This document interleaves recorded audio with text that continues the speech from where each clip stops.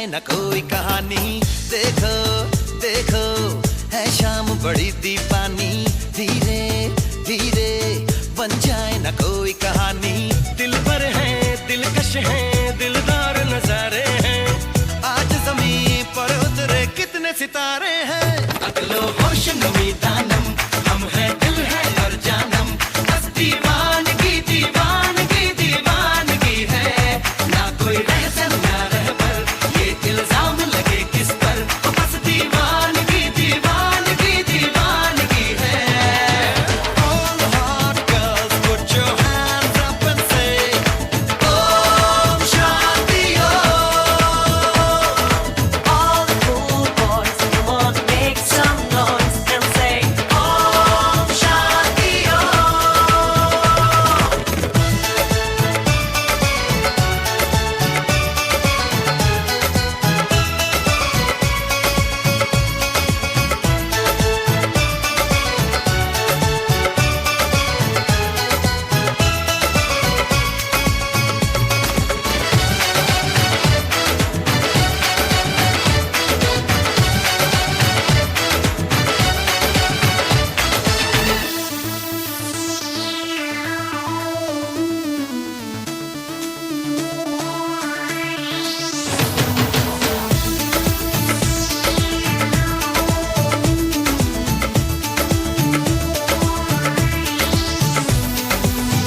शाम गजब की हंगामा खेज है, इसका नशा ही गहरा है तेज है, शाम गजब की हंगामा खेज है, इसका नशा ही गहरा है तेज है, जुल्फ खुली है रेशम रेशम, सांस खुली है मथम मथम, ये तो इशारे हैं।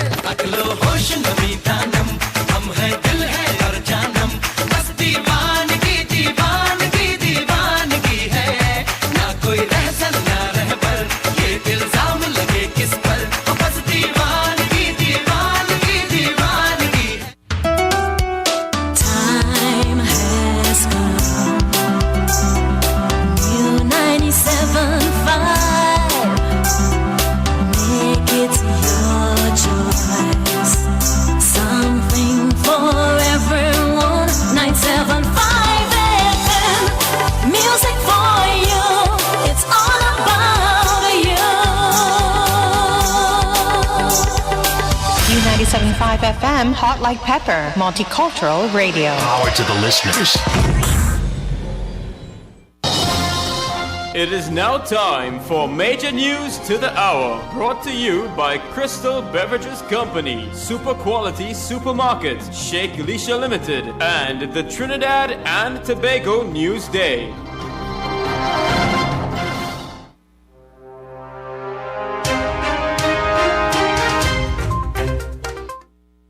This is your 3 p.m. news update on U97.5 Hot Like Pepper Multicultural Radio. I am Irma Ratan Singh. Good afternoon. The Oilfield Workers Trade Union and officials were expected to meet today to discuss issues surrounding the sale of Petrotrin. The OWTU won the bid for the Pointe-a-Pierre refinery with a $700 million offer back in September. However, to date, the arrangement was not signed. 5 people were held with a quantity of cocaine and over $30,000 yesterday. They were held during a police exercise in Sangre Grande. The 5 are between the ages of 23 and 49 and are all from Sangre Grande community. Officers of the Southern Division said they will be engaging in all faculties available to them to identify individual who called in a bomb threat to the San Fernando High Court yesterday.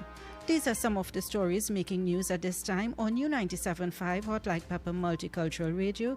Look out for more of these and other stories in our major news at 4 p.m. I am Irma Ratan Singh. Good afternoon.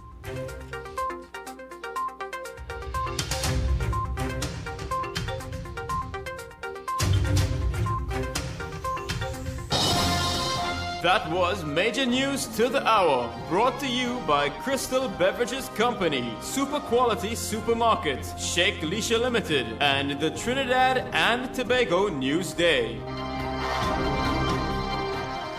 The following is a paid political announcement. This ad brought to you by the PNM. All will be fine. Look, we made the right choice every time. Still a job to be done and a race to be won, and we know we will win every time.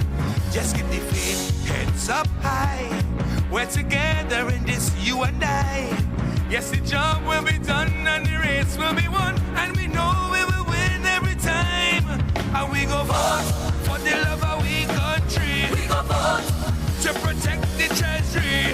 Vote is only Dr. Rowley, the right choice for TNT. PNM is the choice, PNM is the voice, PNM only way on election day is the right choice at the right time. Hands in the air for the police, hey. On August 10th, vote PNM. Great is the PNM. That was a paid political announcement.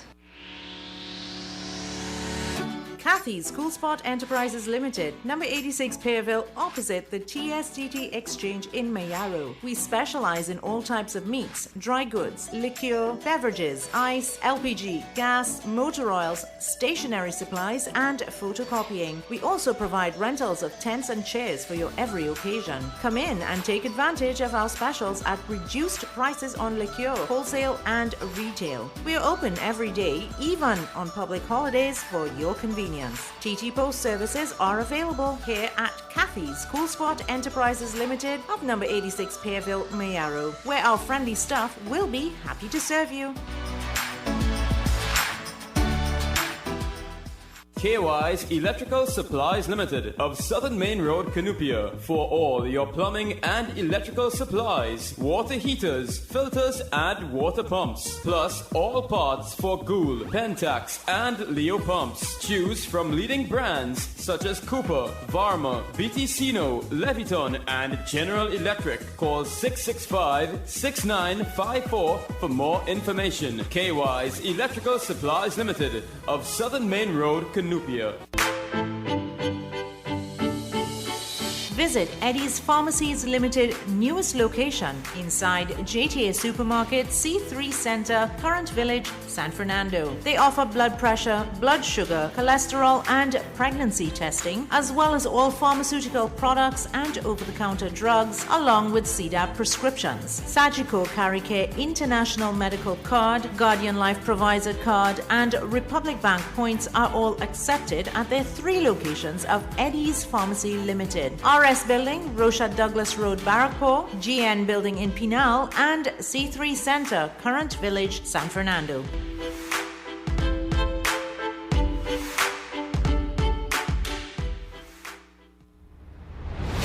U97.5 FM, Hot Like Pepper, Multicultural Radio will be bringing you coverage of Election Day 2020. Look out for live capsule reports throughout the day as you make your way to the polls. Then you can join our live panel discussion from 8 p.m. as we bring to you the election results. Exclusive on U97.5 FM. Attention all bakers, doubles vendors and roti makers. Try our high quality unbleached bromate free all-purpose and baker's flour. Low price and conveniently packaged in 2 pounds, 2 kg, 10 kg and 25 kg bags. For wholesale and retail prices, contact Shiklisha Limited 665-3336 or visit us at Warrenville, Canoopia. Shiklisha Limited, quality you can trust. For quality items, visit Super Quality Supermarket of Endeavour Road, Chaguanas, and Trin City Industrial Estate in Trin City, as well as Quality Cash and Carry Supermarket, Cuba Car Park, for all your grocery items, liquor, fresh fruits, and vegetables, not forgetting their bed and bath section, and kitchen appliances for your home. With so many items to choose from, take advantage of our great prices and discounts at any of our 3 locations, Trin City Industrial Estate in Trin City, Endeavour Road, Chaguanas, and Cuba. For quality items, Super Quality Supermarket and Quality Cash and Carry Supermarket.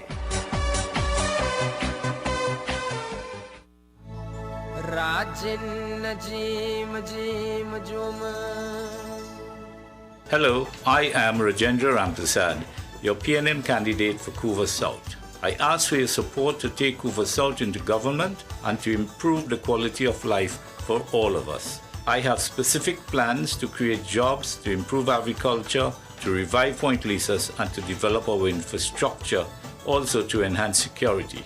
As a person born in Dow Village, California, and started my education at Esperanza Presbyterian School, I want to use my years as a successful businessman and a resident of Couva South to partner with you to make our communities better. I ask for your vote on August the 10th. Vote Rajendra Rampersad, the right choice for a better Couva South. Vote PNL.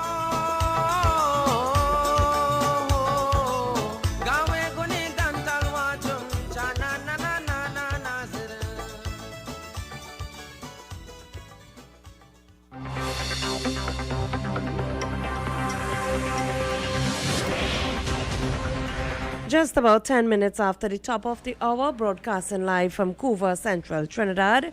Welcome, listeners. Welcome to all listeners and all our viewers who have logged on to Facebook and on to RCL U975 on YouTube. Thank you to our cameraman, Shiva Parasram, who is in studio with me. Welcome to Politics 2020. It's just 18 days away from the general election. 18 days away before you stain your fingers. Who are you voting for? That's the big question. Joining me a little later on in the program from just after the 4 p.m. major news headlines will be Mr. Sat Maharaj, expert in the NIS industry, where we will be discussing NIS as well as the current political arena for the day. How do you feel during the tenure of this hurricane approaching Trinidad and Tobago? Are you staying safe? Well, on Politics 2020, we will be going through some advisories given by the Met Office, the Trinidad and Tobago Met Office, for staying safe indoors. Some advisories that you as citizens should take note of.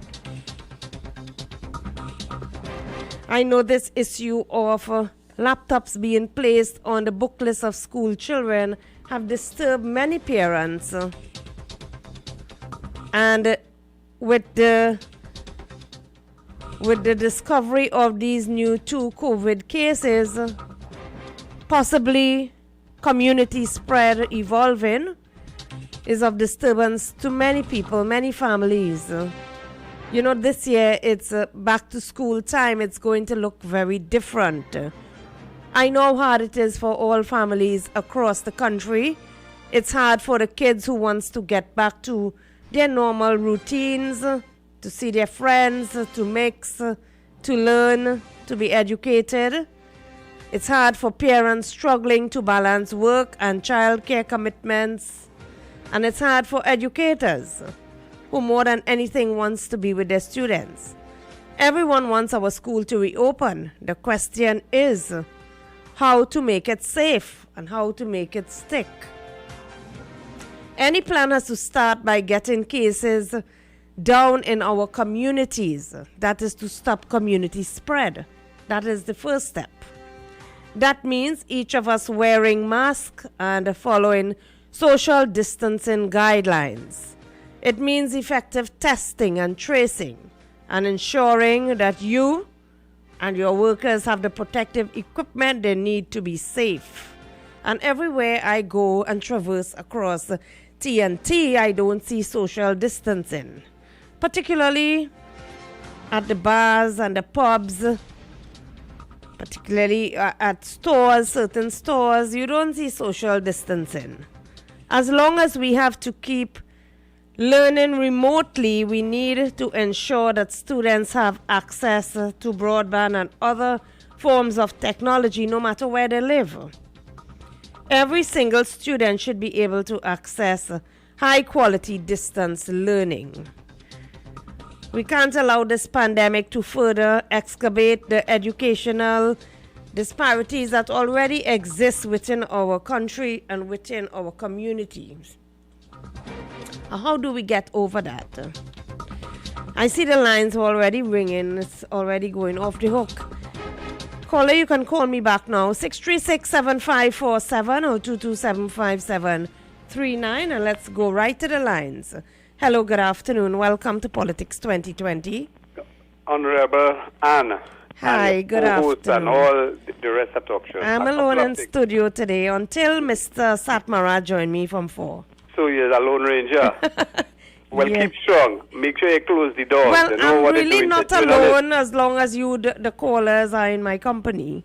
Yeah, but I know eyes. You know what they're doing to a radio talk show host. So that's my. I just warning you. Lock your padlock at your doors. Right. What call to talk about? This COVID. Yes. I mean, kind of scared, eh? Listen to The this. community spread. Listen to this. You lock down the border. Now, okay, we are locked down all the borders because we still haven't penetration down in the South Peninsula, right? Mm-hmm. Now, isn't that... Well, lockdown or no possibility? lockdown, that penetration in the Southern Peninsula have always been existent. Right. But the fact is, we have to close it down thoroughly. We have 8.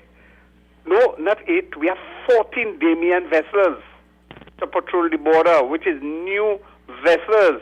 They are not using it right. So stick up in there. We open the border for Delcy, right? We give her a green card to come. She had symptoms of the flu, but we still allow her to come.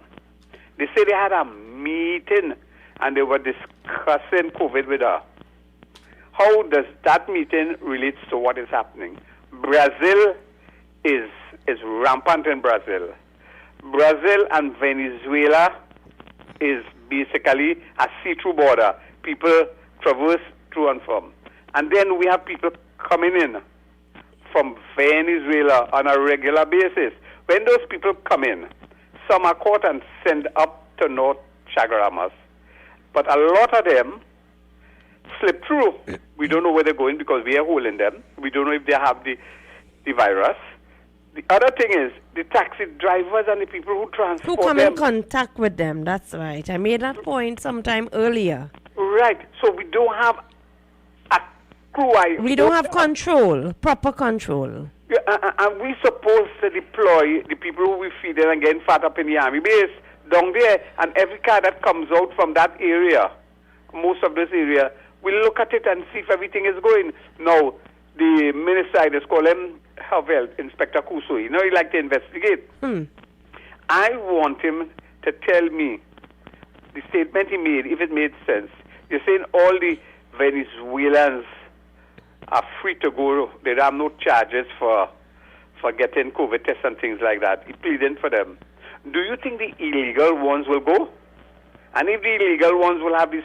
Well, do you think they would want to face the law if they're here illegally? So we in a country, our government, I don't know if he give, in that meeting with Delcy, he give Delcy a pack of green cards to give them so they could come selective times through the border, because they're not making no sense with that South Peninsula border. The government, something is wrong with them. The other thing I want to draw people attention to, I'm going down the conspiracy track. When I saw the videos that's circulating on them crime shows, I saw where the man stand up strong. That is the thing. And the two bandits pointing the gun and shooting. But when they was running through the coconut patch, what they say, right in the area, I see the take off the overcoats, right? And you know what one of them gangster had on? A red jersey, but I didn't see the emblem on it, so I can't say anything. But I see a red jersey. I want people to go back and watch that. That could lead me to any go-to track, you know. And I didn't say no more, and enjoy your evening. Thank you. 636-7547, 227-5739. Continue to call me in. Hello, good afternoon, and welcome. And good afternoon to you. Hi. Hi. How is your evening so far? Very well. Right. Just be careful when you're driving, going down the road. The weather is bad in the south side, you know, and I will take care of yourself. Right. But now, I will say hats off to the people of Trinidad and Tobago, the citizens of this country, that control themselves about this COVID. Right. I say hats off. The government do little bit, And I don't think the government should take any credit as such about this thing. I hear in an ad that the KM have an ad that to protect the treasury, you understand, from the UNC. You understand? I see that ad on your same program. But I want to tell them something. In this 2015 to 2020, $300. Yes, go ahead. We're having some difficulty with that call, Mr. Bank Village. Call us back if you're not getting through clearly on that line. You can always contact us on 636-7547 or our other line, 2275739. Good afternoon. Yes, sir. I get cut off here. Sorry about that. You know. Something was wrong with your connection, eh? It was going Yes, deep. yes. I am aware of that. Yes, yes. I didn't cut now, you off. They have an ad stating that save the treasury from the UNC. Now they didn't say UNC, but they said save the treasury, to protect the treasury. I want to tell the people something. In 2015 to 2020, they spent billions of dollars, and they cannot show the people them today where they spend the money. The PP government, the People's Partnership government, spend billions also, but they could show a lot of things where they do. I'm asking Rowley, the Prime Minister, to tell us if you really know what you're saying, my brother. I don't think so. I think you are sleeping. I think the people in this country are not stupid people, and the people is very much smart and intelligent, and they know exactly who protecting and who is raping it out. Thank you. Thank you, caller. You can always call us on 2275739 if you're having difficulty with our original line. Hello, good afternoon. Good afternoon, Miss Anne. Good afternoon to you. Right. I have a little, How is the weather, by the way, where you are? How is the weather? Fine. Weather is fine. I'm in Central, you know. Okay, yes. Right. I have a little problem here. My grandson asked me to buy a laptop for him. Yeah, because yes, I opened my program speaking about education and the need for laptops in the modern day society in schools, yes. Yes, he wants to be a bright little boy. Of course. So I tell him, I say, boy, with this government, I have no money. So he went down in the book and he took out a picture of two little boys with two big guns and asked me. Hello, are you there? We're having some difficulty with 6367547. Call us on 2275739, caller. 2275739. The line is going blank. I spoke about students needing laptops in this age of technology and access to broadband, access to internet. No matter where you live, which part of the country you live, every single student, I said, should be able to access high quality distance learning. We can't allow this pandemic to further exacerbate the disparities that already exist for our youths in this country. That is why we need laptops in schools to expand our knowledge and learning. It is for the new modern society. But at 3:21, let's take a short commercial break, and when we come back, we will be going through some of the advisories sent out by the Met Office to stay safe during a hurricane. U975 FM, Hot Like Pepper, Multicultural Radio, and Dookie in your company for the next 3 hours. Continue staying tuned. You can also catch us on YouTube on RCL U975. Greeted in the wonderful name of Jesus. My name is Bishop Kelvin Khan from Endurance Ministry International. Our new location is in Railway Road, Londonville. You can tune into 97.5 every Sunday morning from 6 a.m. till 8. Tell your nanny and your nana, Jesus is the answer. You can now listen to business news Monday to Fridays at 5 p.m. Get updated on all the latest business developments. Tune in to U97.5 Hot Like Pepper Multicultural Radio, where we keep you informed, educated, and entertained.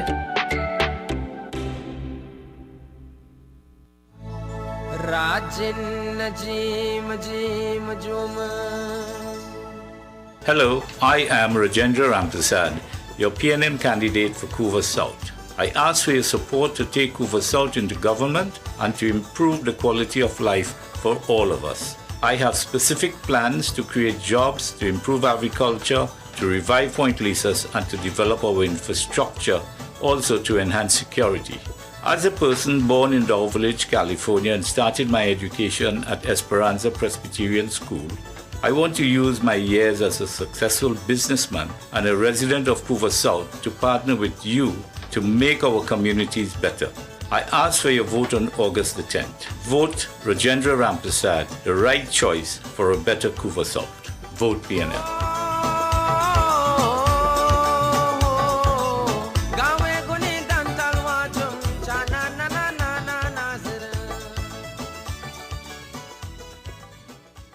The following is a paid political announcement. This ad brought to you by the PNM. All will be fine. Look, we made the right choice every time. Still a job to be done and a race to be won, and we know we will win every time. Just keep the faith, heads up high. We're together in this, you and I. Yes, the job will be done and the race will be won, and we know we will win every time. And we go vote for the love of we country. We go vote to protect the treasury.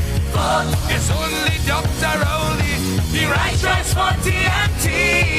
PNM is the choice, PNM is the voice, PNM all the way on election day is the right choice at the right time. Hands in the air for the Bali's, hey. On August 10th, vote PNM. Great is the PNM. That was a paid political announcement.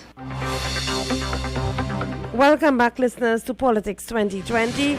We already have a caller on the line. Pandit Ji, good afternoon. Good afternoon, Miss Anduki, and good afternoon to all your listeners. Welcome to Politics 2020. I am using the opportunity to call to let you know, the listeners, because I think I've had very good support, moral support from your radio station. Of course. With respect to the repatriation of the students from India. I'm happy to tell that they came in Tuesday night, and I'm also happy to say that the government, in terms of the quarantine center, they're at the home of football, and I must say, based on what my daughter and the other students are saying, that the facilities, they're very good. The people, the officers and so on, they were treated very, very nicely by the officers and who were nurses and so on who were there. And I'm very, very happy to report that. Of course, the last time I called... That is good to hear. Pardon? I said that is very good to hear, considering all of the difficulties they have been through over the last couple of months. I'm afraid, if I may ask you kindly to repeat that question. Oh, I said that it is good to hear that they are comfortable where they are and that they are back home. All right, I may need to call back Anne. Okay. Because I am not getting you clearly there. But just if you're hearing me, I just want to say that my heart reaches out also. And my daughter did, on behalf of the students, made the statement that there are 24 other Trinidadians in India who were not given exemptions, and for whatever reason, justified or otherwise, I don't know.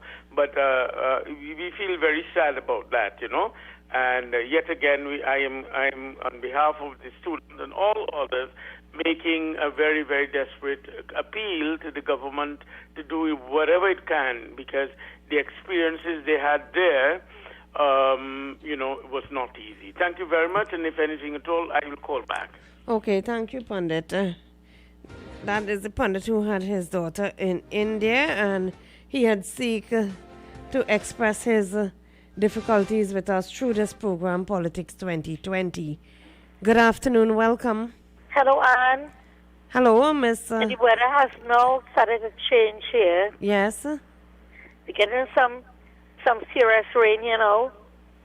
Well, it is expected that from today, Thursday, the weather would change, and it is expected to produce some heavy rainfall until Saturday, Friday, today into Friday night throughout Saturday.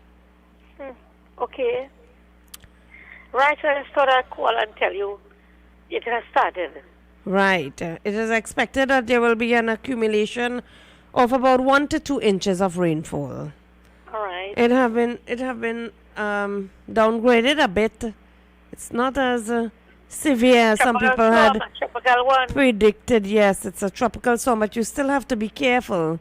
Yes. In any case of flooding, and so you still have to be careful and continue listening. I will give some tips on staying safe during a hurricane. Okay, Anne, thank you. Okay, you're welcome. As I was announcing earlier to the listeners, here are some tips for staying safe during a hurricane from the National Hurricane Center. First of all, stay indoors. It's just like COVID-19. Stay indoors. Don't walk on the beaches, riverbanks, or in flood waters. Use flashlights in the dark if the power goes out. Do not use candles. Continue listening to local area radio programming or television if necessary for the latest information and updates. I will continue. Let me take this call. Hello, good afternoon. Hi, good afternoon, Anne. Good afternoon. How is the weather treating you? Well, I am indoors. I'm in studio, but it's pretty cold in here, as it always is. In studio is always very cool, but where I'm looking outside, I'm only seeing gray clouds. What I called to ask if you know if the bird paper office is open.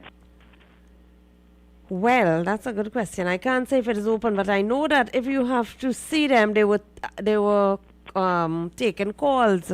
No, man, they give people numbers, and when the people calling them, they're not answering. Well, yes, that is as far as I know. The same information I have. Someone else asked me that information, and I was told that you can call and make an appointment. Yes, but when you're calling, it's a different story. A person went to the office before this had happened, and they said that they cannot make no appointment. They give the person a number, and they tell the person to call back to make an appointment. So the person went home, and another day she called, and that number never got answered. So I don't know. So they're not operating as they should. Well, this is what, you see, so they have you spinning They around. give the information, yes, and they have you spinning top in mud. All the time. These government places have you like a fool, like a headless chicken all the time running all about. Like I call the social welfare too, they don't answer, they don't give you an answer, nothing to it. So it doesn't know what to do and what not to do. And these government people that's come on the TV and talk about COVID. People want to know all the other things what in the country what's going ahead, what they could do and where they could go and where they can't go to get things fixed. You understand? Of course, you have your business to carry on. You have your paper to fix, you have to study social welfare, you have to be post office people working all these things, and they're not speaking about these things. Okay, and thanks. I don't forget to find out if you... Yes, I don't have that information, but speaking about government offices, let me say that on Friday, the 24th of July at 10 a.m., the Honorable Minister Rohan Sinanan will be opening the Guaico licensing office. That is under the Ministry of Works and Transport compound, Eastern Main Road, Guaico, Sandy Grande, opposite the Guaico Presbyterian School. The minister is expected to open, the Guaico licensing office. And I was dealing with staying safe during a hurricane. Where did I left off? Continue listening to your local radio programming or television stations for the latest information and updates. Avoid contact with flood water.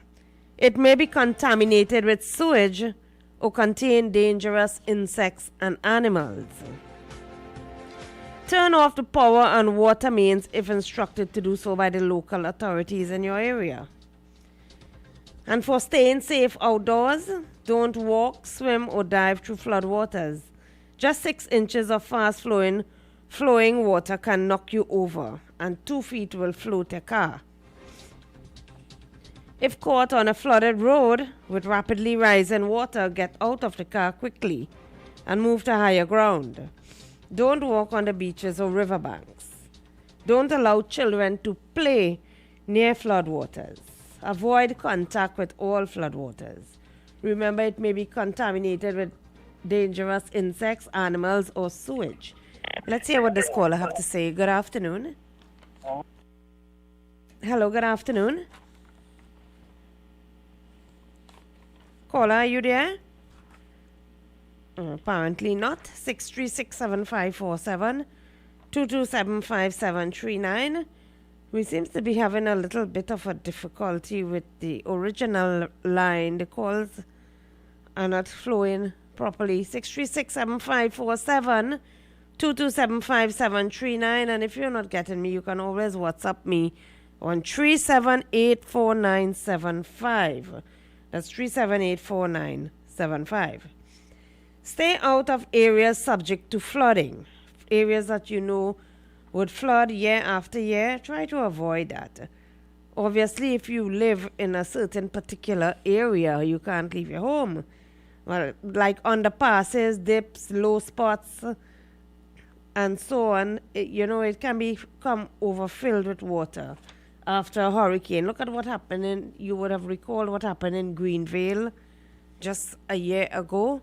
You would recall how the residents there were flooded out. So continue exercising caution, and most of all, now that children are away from school, please don't allow them to play in flood waters. Let's take a short commercial break, and when we come back, we open up the lines. Kelvin Khan from Endurance Ministry International. Our new location is in Railway Road, Londonville. You can tune into 97.5 every Sunday morning from 6 a.m. till 8. Tell your nanny and your nana, Jesus is the answer. You can now listen to business news Monday to Fridays at 5 p.m. Get updated on all the latest business developments. Tune in to U97.5 Hot Like Pepper Multicultural Radio, where we keep you informed, educated, and entertained.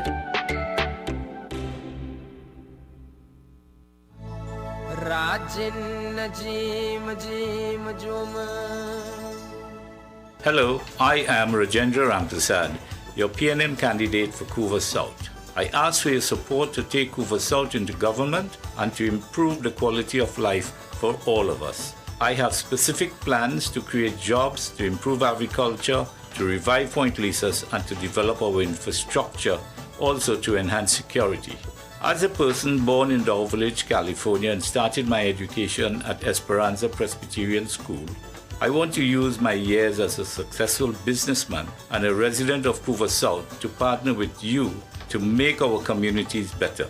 I ask for your vote on August the 10th. Vote Rajendra Ramprasad, the right choice for a better Couva South. Vote PNL.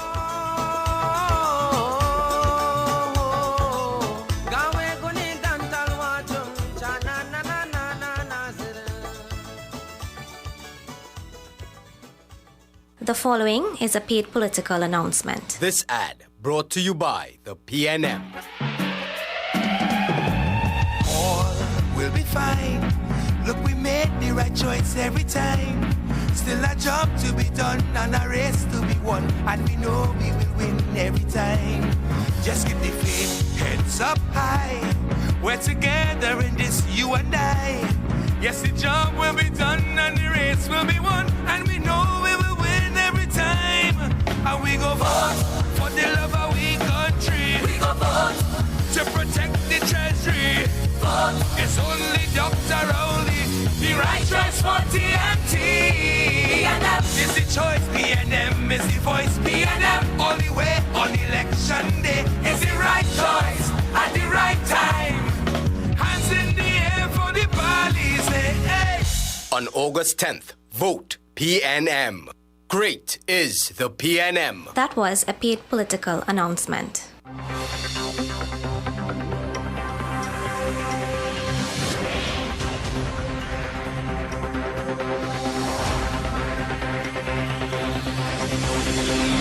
Welcome back, listeners.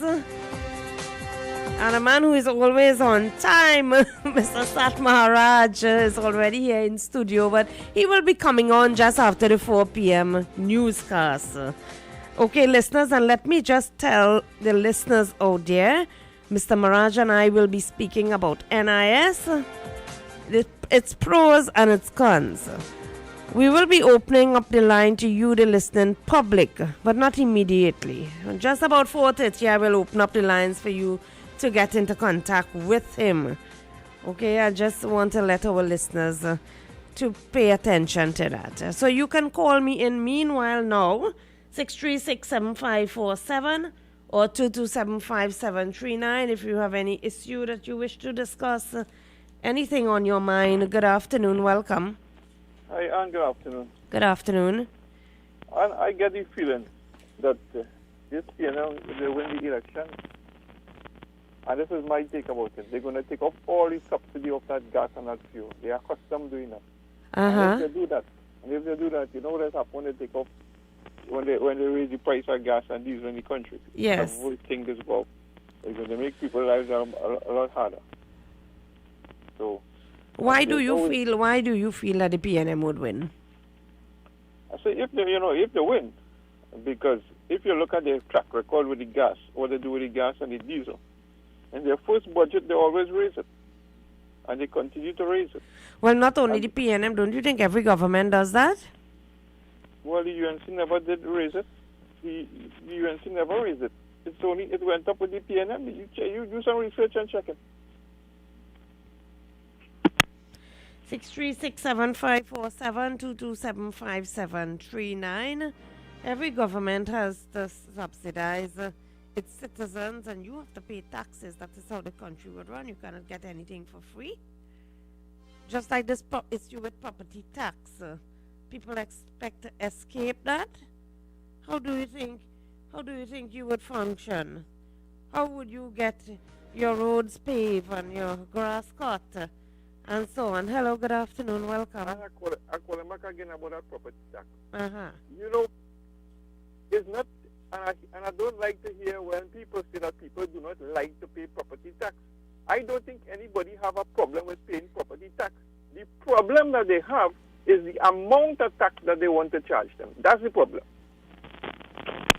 Okay, what about water? People don't want to pay. I think something like WASA should be privatized. You don't get, you don't pay. Pay as you use.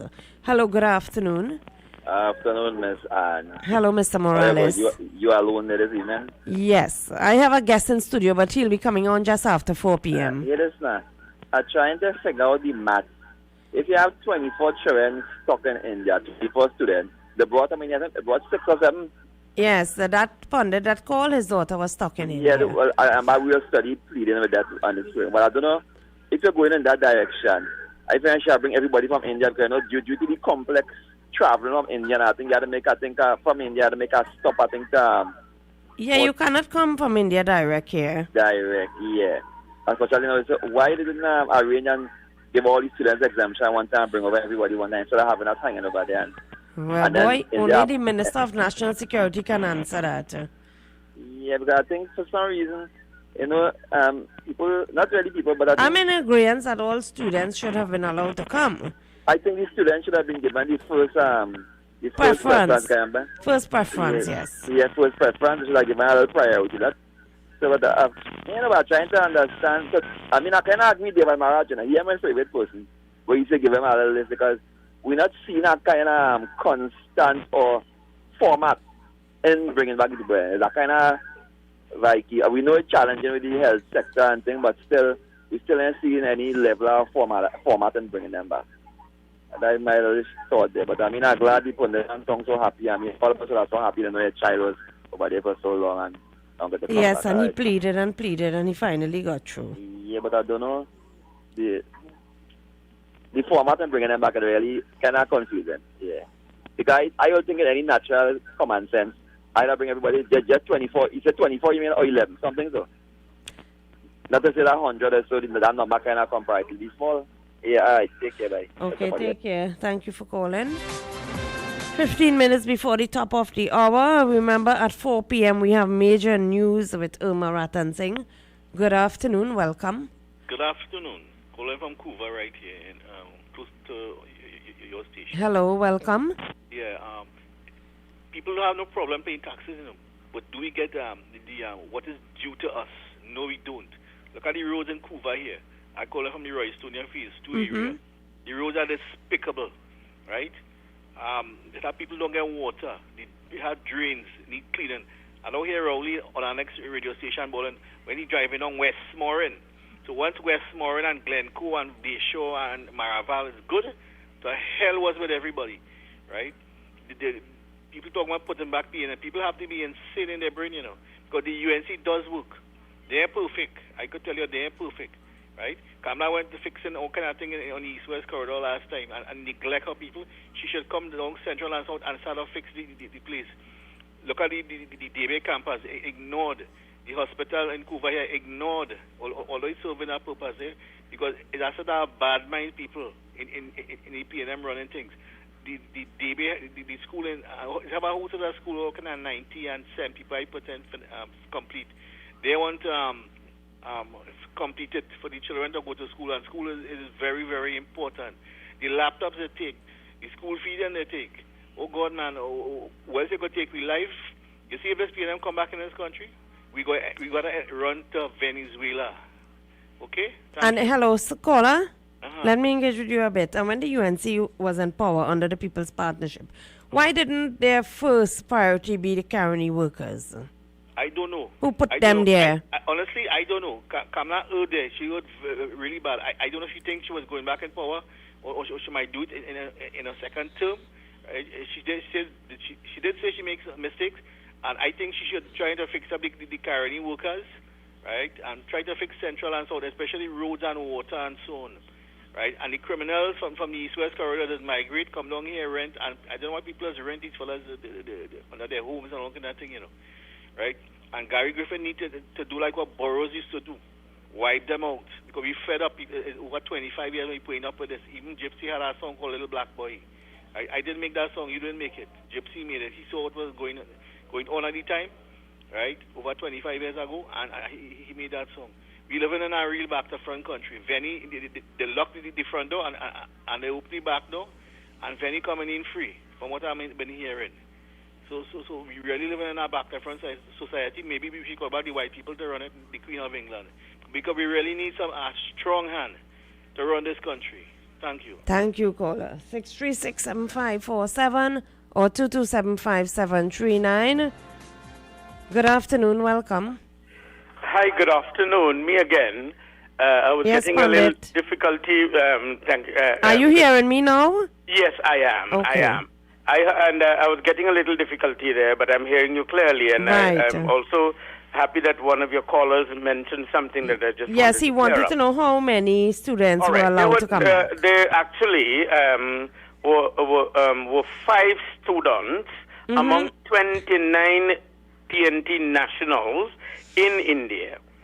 All right? They allowed the 5 students to come, and the 24 Trinidad nationals were not students, right, who went for several, for instance, a group of footballers, about 10 of them went to Goa in India, and, so that being said, I am in total agreement with that caller that, and I'm befuddled, I'm at a loss why it is not like 2,900, it's 29 Trinidadians, and no person is suffering less or more than the others. The suffering is basically the same. People are not,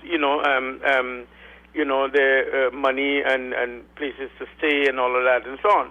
So I feel very disappointed on that score, and I trust that the government will do whatever in their power now, whatever in their power to bring back our nationals here to Trinidad and Tobago, here to home. I know a number of people personally, because I used to live in the U.S. I know a number of people personally who have contacted me and who are literally starving.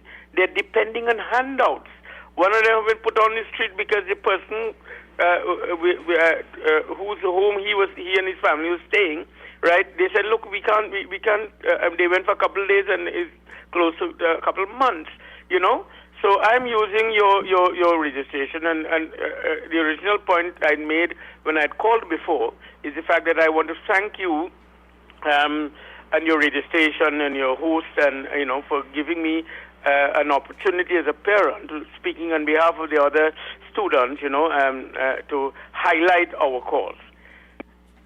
Okay, thank you, Pandit. Thank you for calling, and you're very welcome. That is our duty here, if we can help you through any way. Hello. Hello, good afternoon. Good afternoon, Ann. Hello, Eric. Good afternoon, listeners.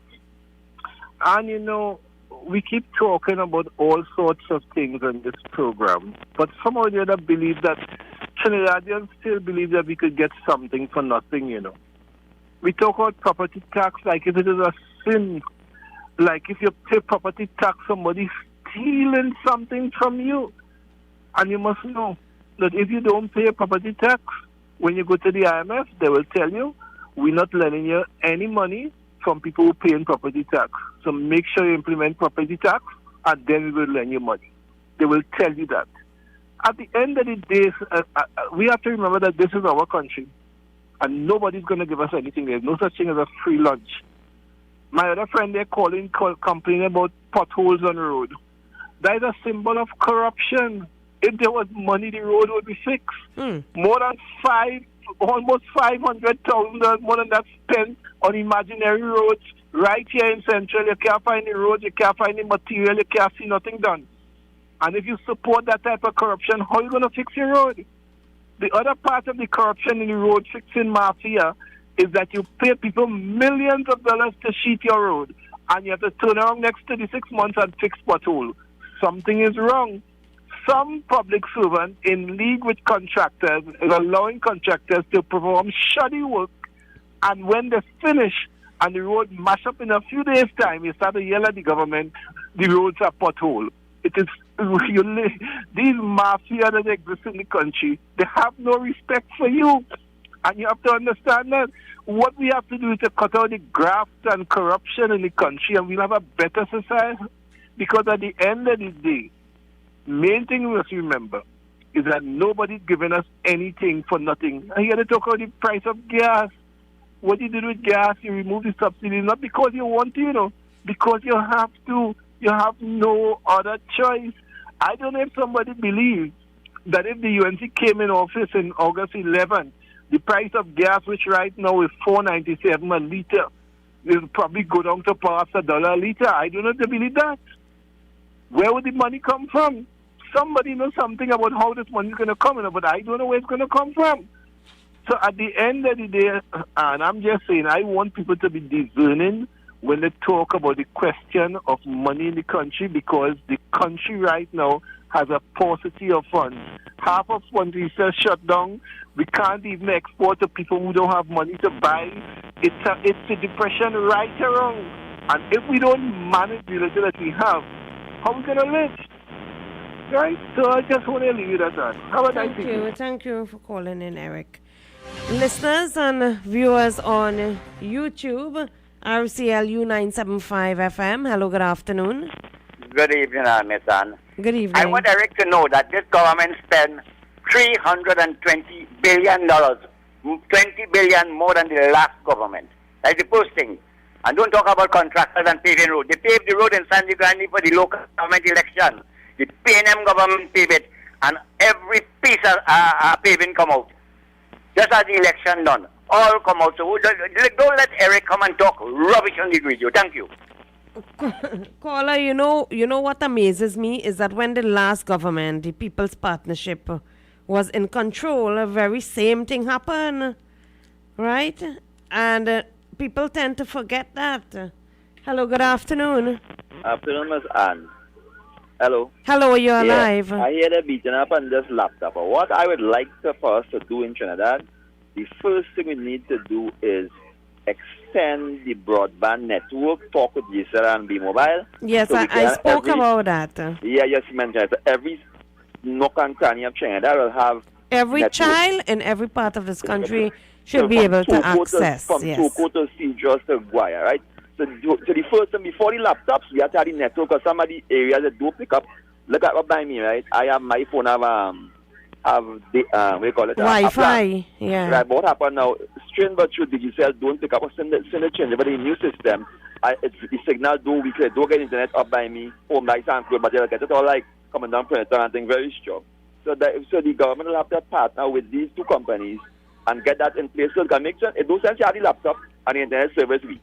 And then from there now, we need to follow as far as possible the best practice of the laptop, because the last time I remember, we had a stepson, he was going to school and then we tried all below mango tree and so long in laptop playing game. Right?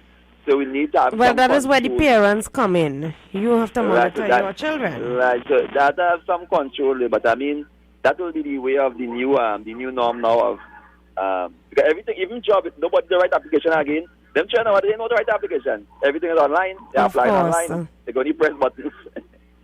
So I remember days of what they reach the right letter and they know the right letter and everything is online and text and email and so.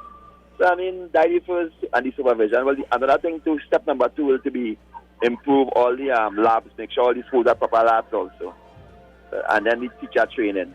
So you know that step by step thing, and they're just saying we're giving away laptops. Okay, Because, thank I mean, you. You have to be able to be effective, yeah. Thanks. Thank you for calling in.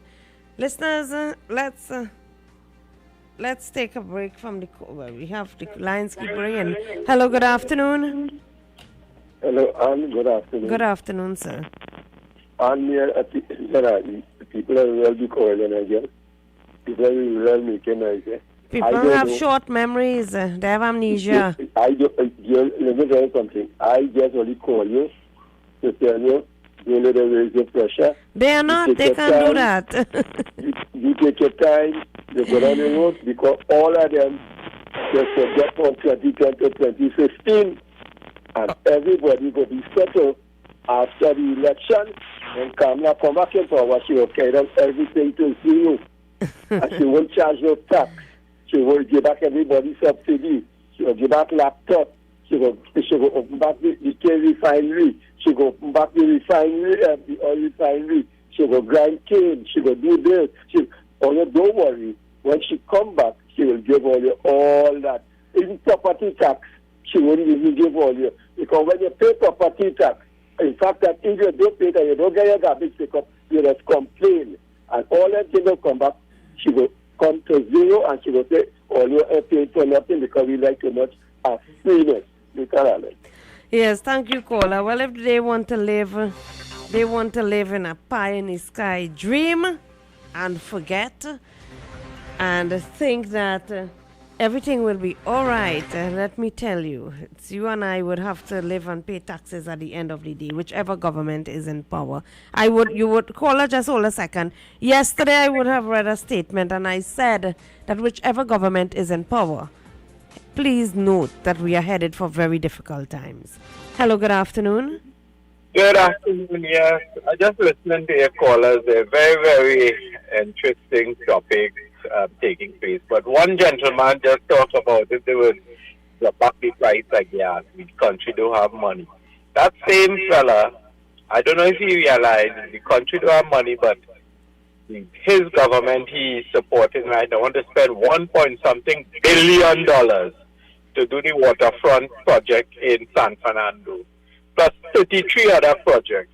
Where are they getting the money from? Let him think about that. Where are they going to get this money from?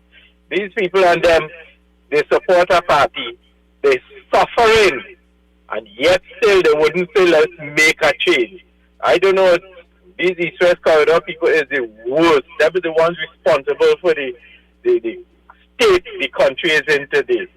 Thanks. Thank you, caller. 6367547. We are headed up to the 4 p.m. newscast. Just after 4 p.m., remember, we have Mr. Satma Raj coming in studio with us to discuss NIS. where you can call and chat with him. Let's hear this last call before the news. Hello, Yeah, good afternoon. I'd just like to tell Mr. Eric, right? The corruption started in 1956 with the PNM. I don't know if you could remember DC9 scandal and Lock Joint scandal and horse racing complex in Caroni scandal, Gene Miles and gas station racket, right? And so many other rackets.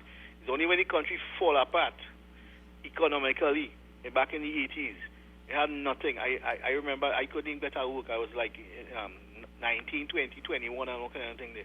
I said I go and cutlass people yard and weed people yard and look to make a little work. I mean, they ever who do street and painting, right? They changed the government. They put A.N.R. Robinson and Basdev Pandey, and they expected A.N.R. Robinson to wave a magic wand and the whining and jamming and the freeness would have come back, right? Look what Abu Bakr and them did. And since 1990, the crimes had to escalate, and look what it reached today, right? So I like to just tell Eric, is your PNM, right? After 30 years of PNM, they changed it and expected a miracle. I think, let me call back the Queen, the white people to run the country. Because these fools they have, especially this one they have running the country now, he cannot run it. He could back and howl and bray and growl. But he can't run a parlor. Thank you. 6367547. You can call in after the 4 p.m. newscast, listeners. We have to go head to the news, straight to the news, and we will be right back.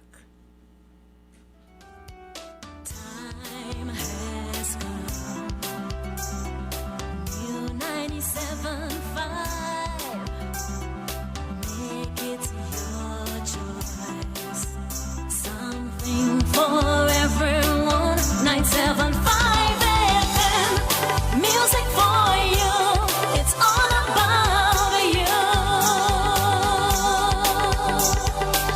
U97.5 FM, Hot Like Pepper, Multicultural Radio. Power to the listeners. It is now time for Major News to the Hour, brought to you by Crystal Beverages Company, Super Quality Supermarket, Sheikh Elisha Limited, and the Trinidad and Tobago News Day.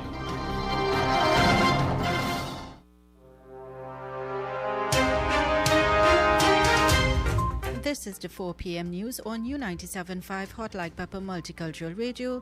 I am Irma Ratan-Singh. Good afternoon. The latest person who was tested positive for COVID-19 is a minor. This was revealed by Health Minister Terence Dayal Singh while speaking at today's media briefing. Minister Dayal Singh said this latest case would have come into contact with approximately 11 persons. The new case is a minor that is under 18 years of age and is in fact the daughter of a employee of Republic Bank. I have spoken this morning to Mr. Derwin Howell, the Executive Director of Republic Bank, and video footage from the movement of the employee and the minor within Republic Bank would have shown that there was close contact with about 11 employees of Republic Bank.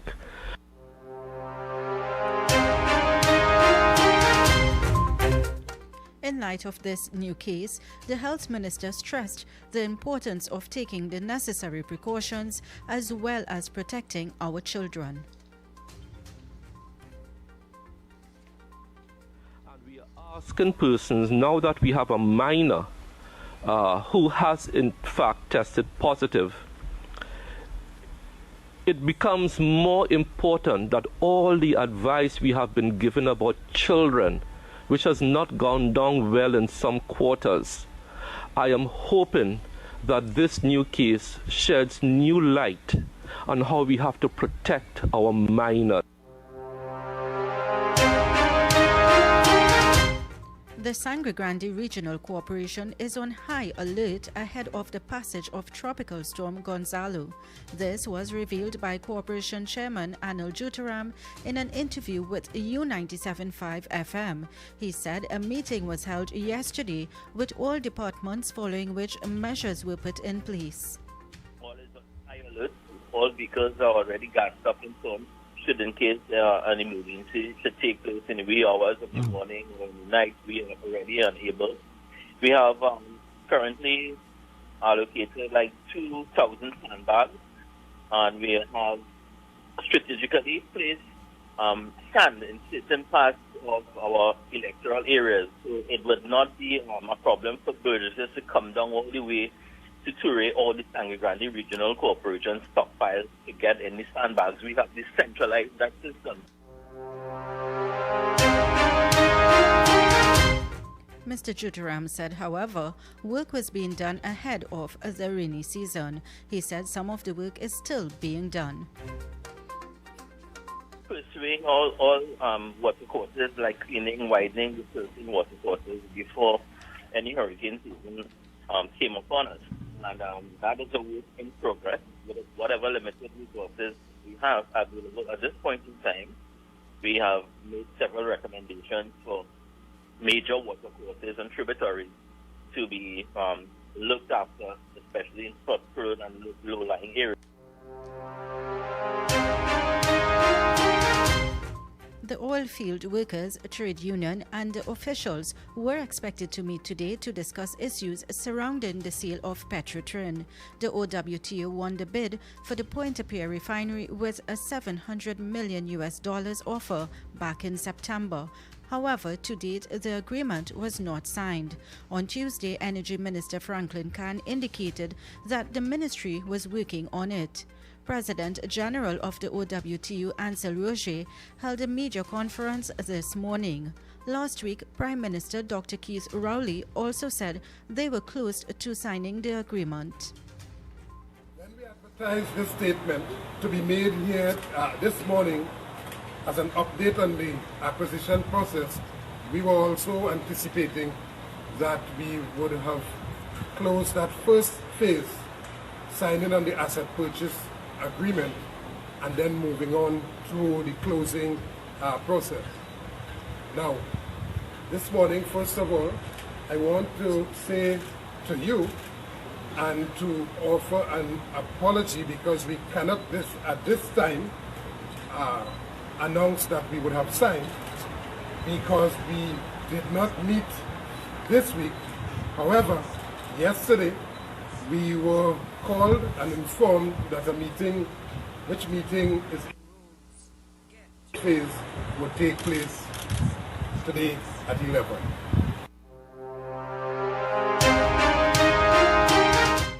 Roche expressed concerns over the delay of the signing of the agreement.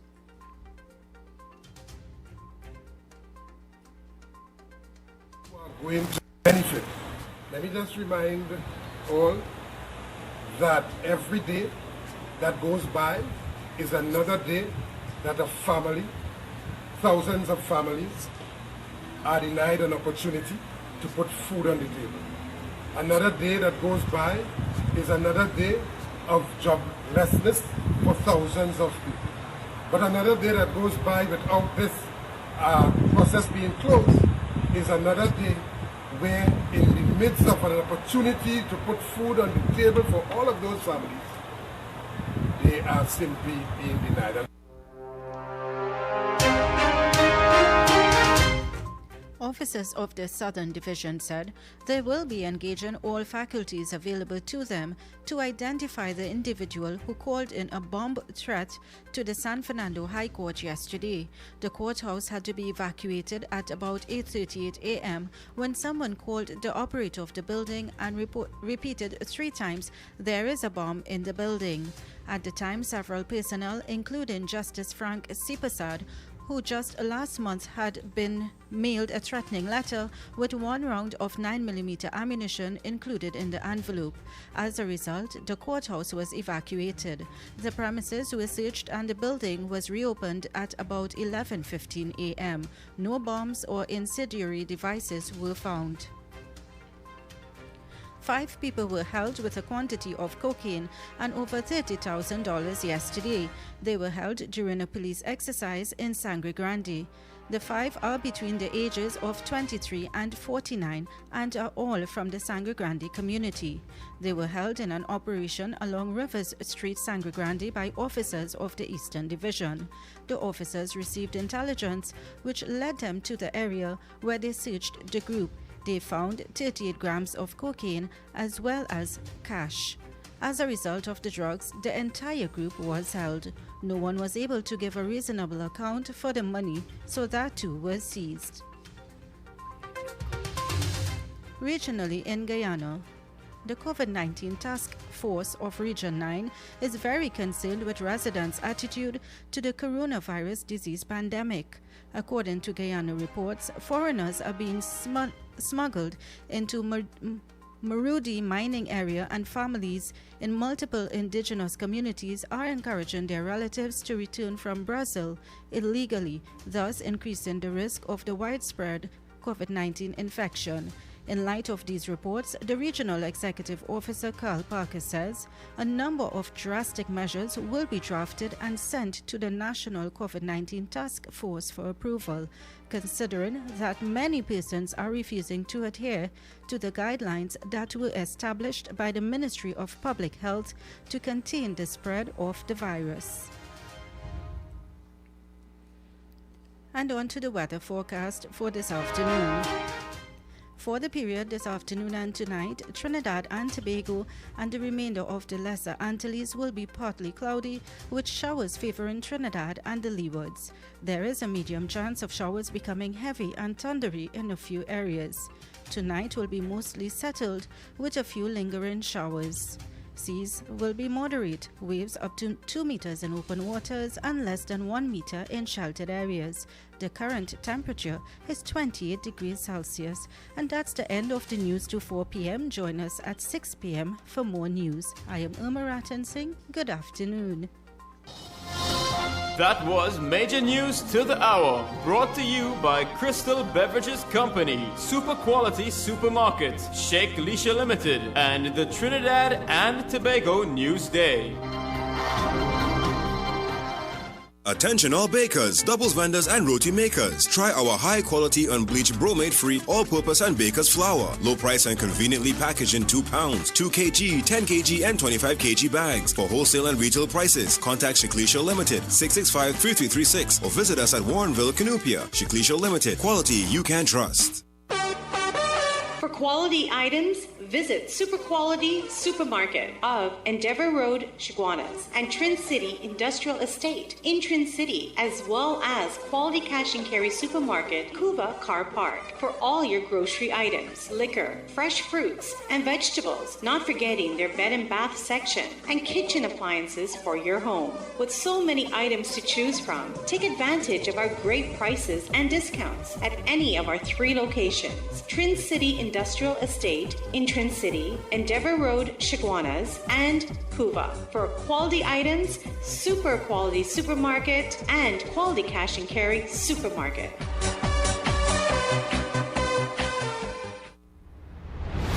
You, 97.5 FM, Hot Like Pepper, Multicultural Radio will be bringing you coverage of Election Day 2020. Look out for live capsule reports throughout the day as you make your way to the polls. Then you can join our live panel discussion from 8 p.m. as we bring to you the election results. Exclusive on U97.5 FM. You can now listen to business news Monday to Fridays at 5 p.m. Get updated on all the latest business developments. Tune in to U97.5 Hot Like Pepper Multicultural Radio, where we keep you informed, educated, and entertained. I have journeyed. Greeted in the wonderful name of Jesus. My name is Bishop Kelvin Khan from Endurance Ministry International. Our new location is in Railway Road, Londonville. You can tune into 97.5 every Sunday morning from 6 a.m. till 8. Tell your nanny and your nana, Jesus is the answer.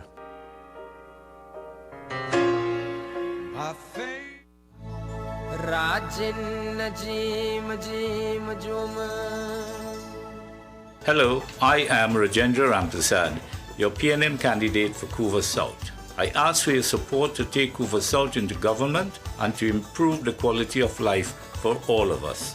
I have specific plans to create jobs, to improve agriculture, to revive Point Lisas, and to develop our infrastructure, also to enhance security.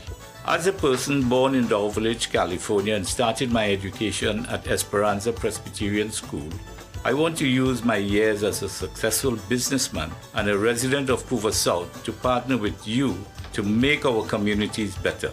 I ask for your vote on August the 10th. Vote Rajendra Rampersad, the right choice for a better Couva South. Vote PNM.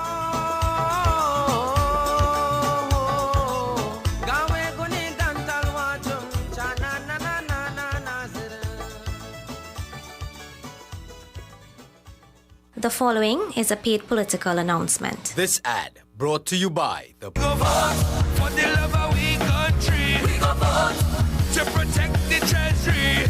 Vote is only Dr. Rowley. The right choice for TMT.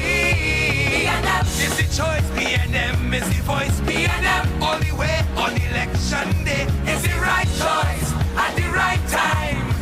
Hands in the air for the police. Hey.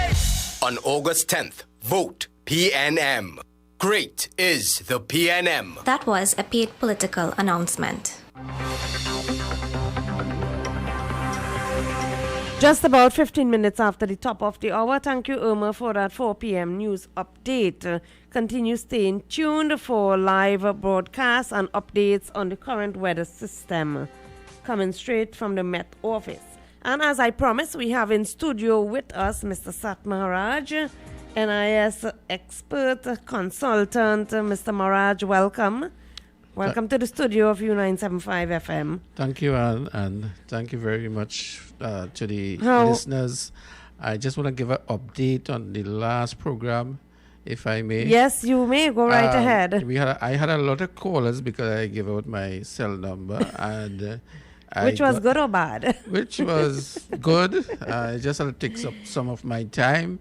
A lot of old people. Mm-hmm. And when I say elderly people, I understand. And their plight was at the time of submitting their senior citizen pension, they were disallowed, and I advised them on the program to go and apply again because the ceiling at that time wasn't 6,000. And they called me back and they said they got through.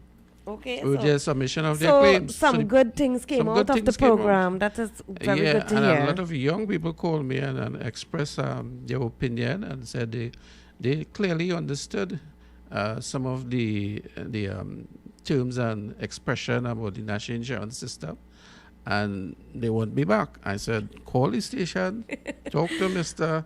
Rampersad Singh, and he is the one deciding. And I am willing to take my time off to come. I am very happy to bring you back and have you on the program. If we could help at least another 3 persons, yes, that will be fine. Actually, I got about 30 calls, yeah? Okay. And, I that is good to hear. So this afternoon, sorry, yes, this evening. It's a cool afternoon in this country. Lots of rain in San Fernando. And we are here to discuss the financial climate of NIB for the last 7 years. It being a hot political season, I am sure that is very much applicable. Sat, it is applicable because people want to know whether or not NIB will survive. NIB has went through this in 1999 and they did survive it. So I don't see no reason why they would not survive it this time. But people need to know where is NIB at this stage financially. NIB asset base at this stage is close to $28 billion. That's a lot of money. Mm-hmm. But in the last 7 years, things were not too good at NIB in the sense that they are paying out more than they are collecting. Oh. What leads to that? And what leads to that, we will discuss that just now. Okay. Let me just run through the figures from 2014 to 2018. That's a 5-year period.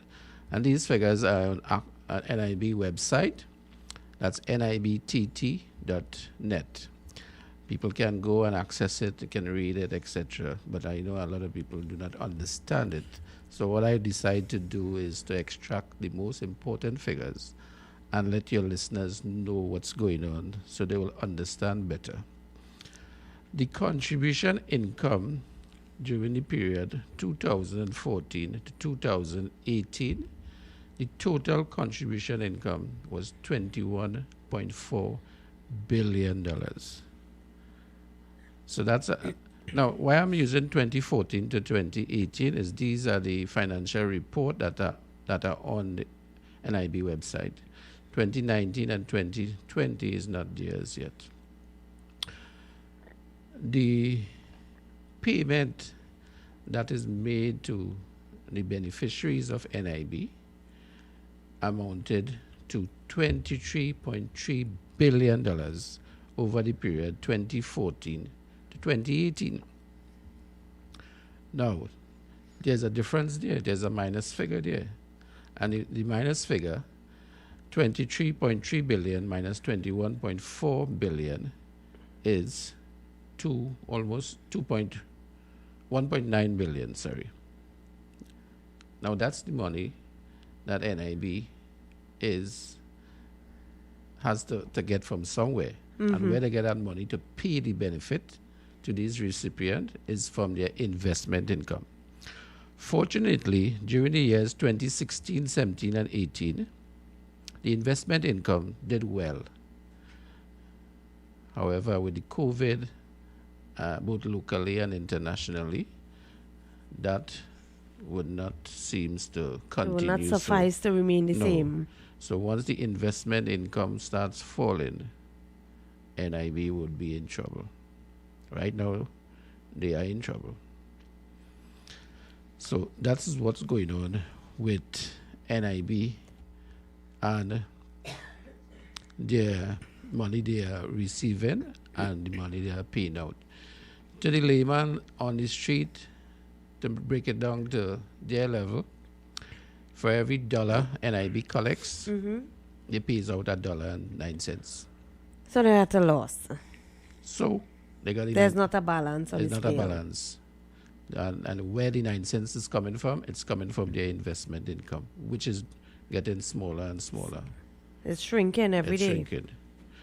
Now, given the fact that you have people being unemployed, especially within the last 3 to 4 years, the figures have not been going up in terms of more people being employed. Given that fact that people are unemployed, which means to say is less contribution for NIB. So just hold a second there. Yeah. Then, therefore, if those figures were going down rapidly, then unemployment didn't just start when COVID hit us. No. Unemployment started long before. And in fact, unemployment started... I'm asking this for the layman yeah. out there to understand. Unemployment started in the year 2015. So therefore, by our NIB contributions, you can tell whether or not there is an unemployment crisis in the country. And I'll give you the number of people employed. The number of people employed in 2014 was 519,000. The number of persons employed and paid contribution to NIB in 2018 is 452,000. Wow. There's a difference of 67,000 people. Now, when you add 67,000 to the ones who lost their jobs last year and 2020 up to now, I'm sure you're going to get close to 80,000. Wow. Now, there's 80,000 less contributors. In addition to that, you have the small paid jobs being taken up by Venezuelan. And they don't pay NIS. They don't pay NIS, exactly. So that poses a threat as well. Right. Now, these unemployed people could have taken up those jobs if they're willing to do it. Some are not willing. Yes. But the Venezuelans are willing and able to do it. So they are taking up those stores jobs, those hardware jobs, those painting, contractors jobs, babysitting. Yes. All those menial jobs, we call them. And in the bars and, of course, the hotels, etc. But we don't want to go there. So that's the next factor.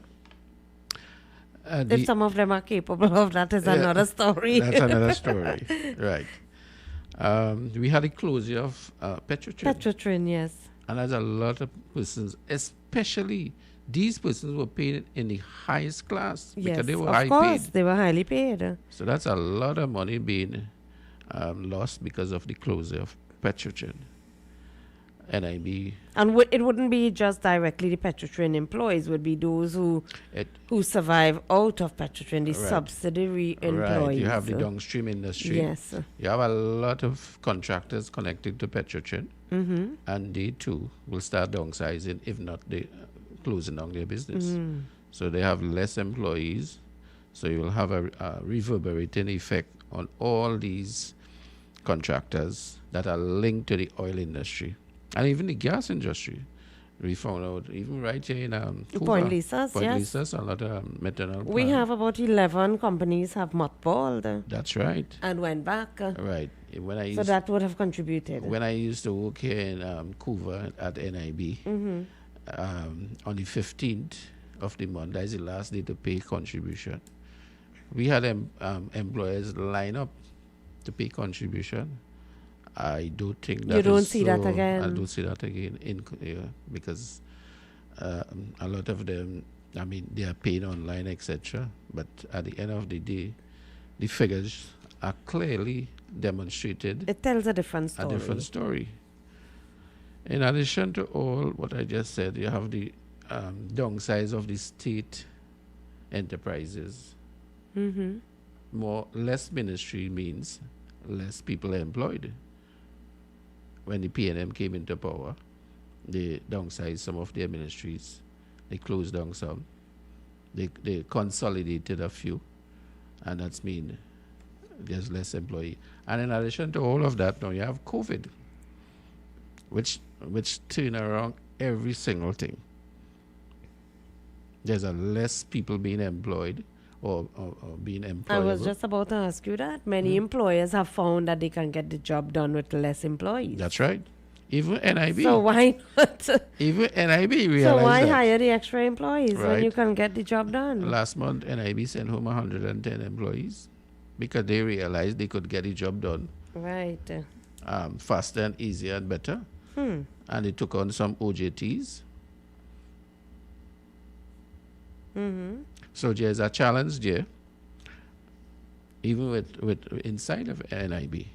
And of course, you have all the state enterprises, the government, the private sector. That have downstreamed and downsized. Yes, Some of the downsized. small business, a lot of my friends say that they cannot continue because it doesn't make sense operating a business and you are losing. Of So they course. just have to close down or downsize. They may downsize to one employee, and that's it. So these are the things that causing a lesser amount The of asset money base to be less. to be less. Now, the question is, what do we do? Where do we go from here? Where do we go from here? NIB made some recommendation in writing to the executive director, NIB, to the permanent secretary of Ministry of Finance, through our organization, ANICA. Mhm. And a lot of people feels, well, look, maybe we should increase the contribution to boost up Mhm. the asset base of NIB and the revenue of NIB. And then one asked me, well, probably we could increase the retirement age. That's why they're thinking of increasing the retirement age from 60 to 65. But then that will cause a lot of problems because generally people stop working at 60. What are they going to do between 60 and 65? And Would they be willing to work? would They they have be that. work? They have this mindset that Yeah. 60 is retirement yeah, for me. and they goes home and that's it. They enjoy their retirement, etc. And generally speaking, I mean, people are living longer in the world because of increases in better health system and Medication and technology etc. and all of that. So that is what. But we don't know where that will go.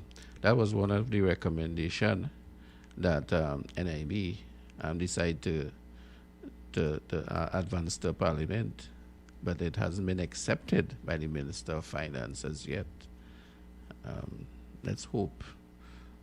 The permanent secretary will give you a give response. Yeah. The other things that we recommend to NIB, that's all self-employed, should start paying. But with the COVID recently, they are less self-employed now, because self-employed depend on, they're doing every single thing for themselves. Let's take, for example, the doubles vendor. Yes. Now you have to be careful who he's employing, etc. Crime is on the increase. A lot of them are getting a lot of robbed. doubles vendors are being attacked now. Are being attacked, robbed, killed, etc. So people don't want to venture into small business. So you have. So these you would say figures. that small business enterprises is on the downside. It is on the downside, unless the government decide to pull these guys up and help them with loans, etc., and help them whatever way, and take to move up. What about the loans the Minister of Finance have promised these small businesses? You heard any of them have access to it? Well, those has some provisions where you must be making a certain amount of money, etc., in order to get that loan. I found the that figure is exceptionally high. I found that the figure was very high. Yeah. It was $1 million. $1 million, that's right. A doubles man wouldn't make that amount of money. Yeah, he wouldn't make that kind of A money. man selling shark and bake or gyro by the roadside, he cannot make that kind of money. So I find that was unreasonable. Unreasonable. Yes. Very unreasonable. And the next thing, getting into NIB portfolio, having been there for 31 years, they may be looking to decrease some of the benefits. Right now there are 23 benefits. Because if you thinking about correcting these figures at the end of the day, something has to happen. Now, one thing I must say, you could pinpoint any of the benefits they may want to take out of the system. I think one of the first one might be maternity benefits. I was about to say that. Yes, because according to the Maternity Act, the employer has to pay a certain amount of money. And usually the person don't have to lose salary to claim NIS. So the person gets at the employer and they get NIB benefits. So it is profitable to have a baby every year. Is that why some of them have 6 and 7 babies? Well, some of them, but generally speaking, people don't not me. Not not people are me. not having children like in the 80s and 90s, etc. People are having less children. Some families have children every year. Believe me. Yeah, they have the time to do that. But at the end of the day, people are having less children. Yes. Especially in the last 10 years or so. Now, one thing I want to stress on is that the retirement benefit has been one of the major factor why NIB is in this position. And I will demonstrate for you and to the listeners why this is so. After I stating these figures, I might get some licks from some of the retirement pensioners, but I have to say it. You have to say At it. the end of Facts the day, are the facts, these are the facts. Prior to 2004, the average retirement benefit was around $500. Right. Today, the retirement benefit is $3,000. Now, how we reached $3,000? Let me explain. In 2004, the retirees were promised by the politician via NIB that they must receive at least $1,000. And that was in March 2004. So they got an increase of 100%, the average. Some who were collecting less than $500 got increases like 300%. Because I have some people who are collecting like $200 on retirement, more or less. So they went from 200 to 1,000, but the average was around 500. Then again in 2008, the then government increased it by 100%. Again, from 1,000, it went to 2,000.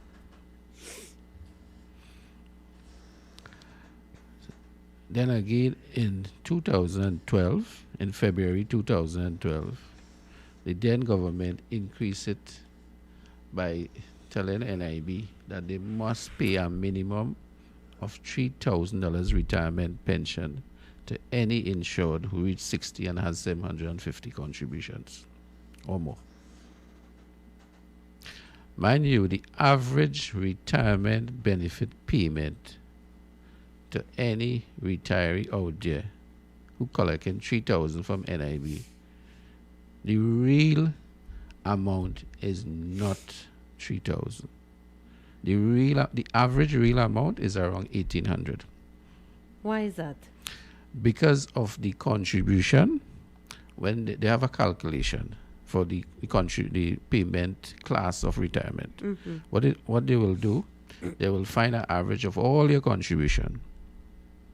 And how they do that? They take all your contribution that you contributed, that your employer paid for you, and they divide it by the amount. They find the average.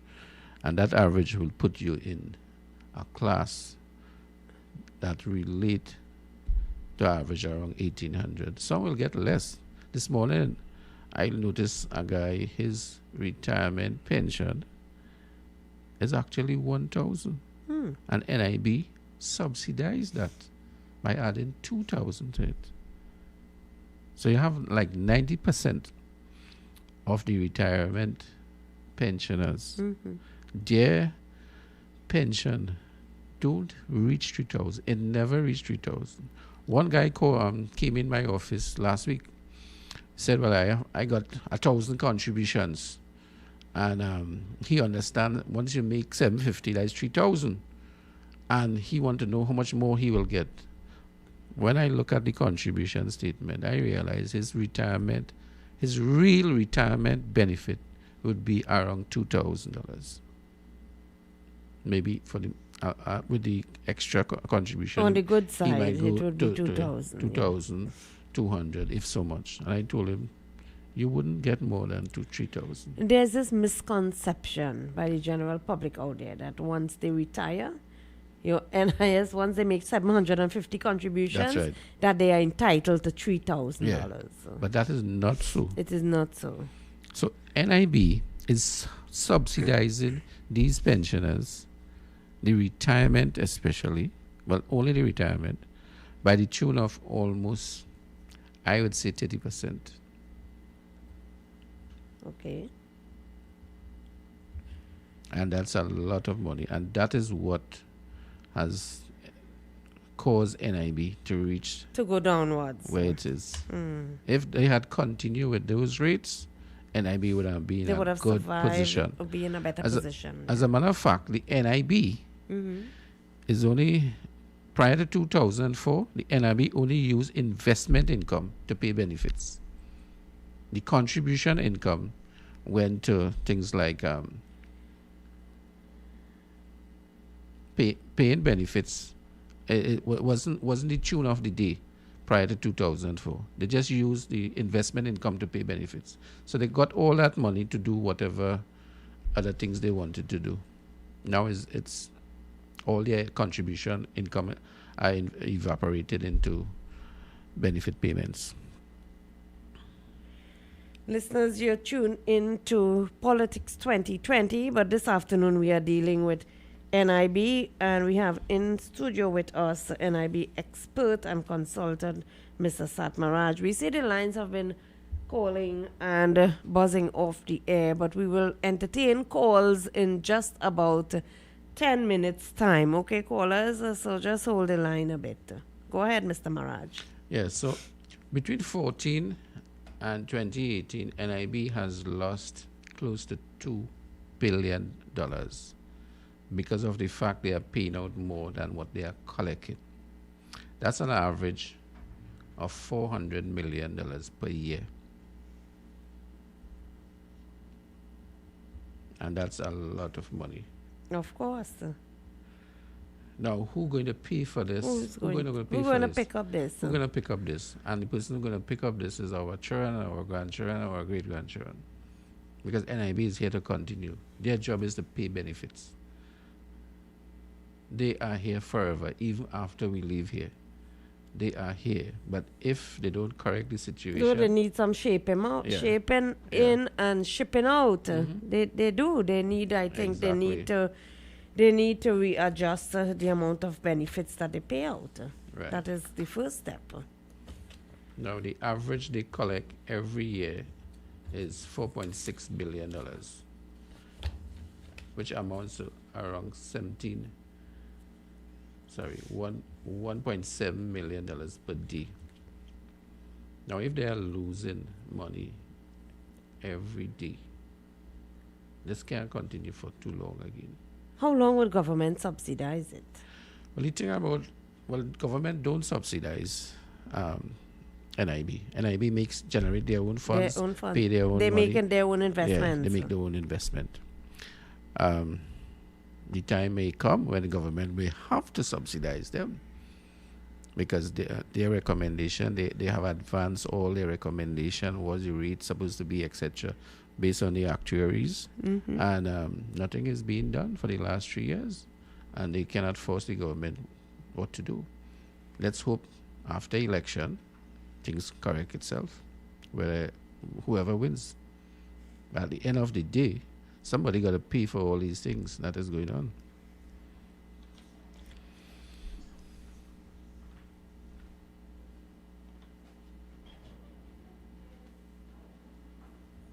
So that is more or less... That is more or less where we stand.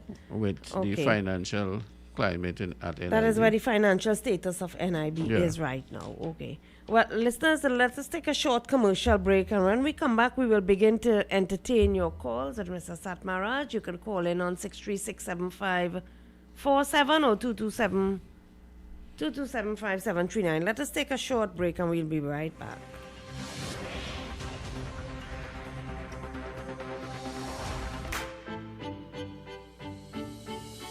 Visit Eddie's Pharmacies Limited newest location inside JTA Supermarket, C3 Center, Current Village, San Fernando. They offer blood pressure, blood sugar, cholesterol, and pregnancy testing, as well as all pharmaceutical products and over-the-counter drugs, along with CDAP prescriptions. Sagicor Caricare International Medical Card, Guardian Life Provider Card, and Republic Bank points are all accepted at their 3 locations of Eddie's Pharmacy Limited. RS Building, Rocha Douglas Road, Barrackpore, GN Building in Pinal, and C3 Center, Current Village, San Fernando.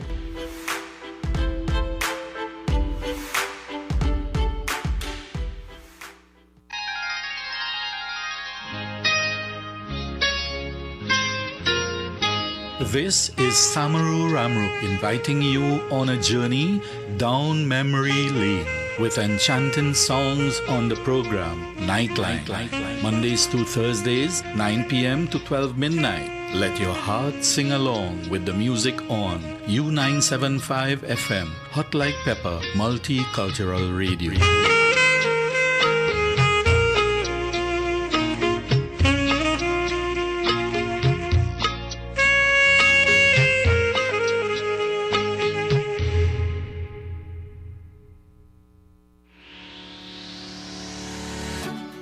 Cool Spot Enterprises Limited, number 86 Pearville, opposite the TSTT Exchange in Mayaro. We specialize in all types of meats, dry goods, liqueur, beverages, ice, LPG, gas, motor oils, stationery supplies, and photocopying. We also provide rentals of tents and chairs for your every occasion. Come in and take advantage of our specials at reduced prices on liqueur, wholesale and retail. We are open every day, even on public holidays, for your convenience. TT Post services are available here at Kathy's Cool Spot Enterprises Limited of number 86 Pearville, Mayaro, where our friendly staff will be happy to serve you. The following is a paid political announcement. This ad brought to you by the PNM. Sign my name with a golden pen, a golden pen. Sign my name, yeah. Anyway,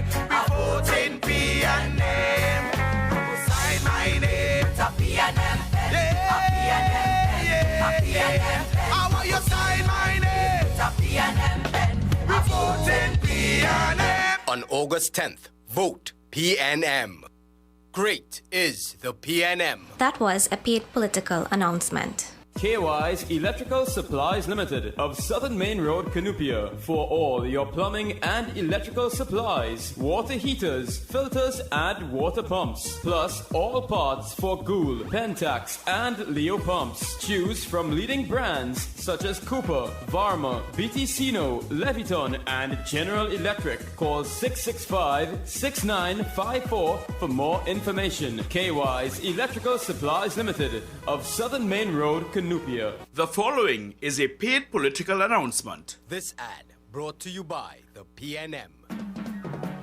PNM is a PNM power. PNM, a positive healing power. PNM, moving forward together. PNM, introducing Rishi, my brother. All of we is one family. All of we is one family. Working together to build this country. When the world was breaking, everyone agreed. When the world was breaking, be happy it was seen. And that is why we voted for our country. On August 10th, vote PNM. Great is the PNM. That was a paid political announcement.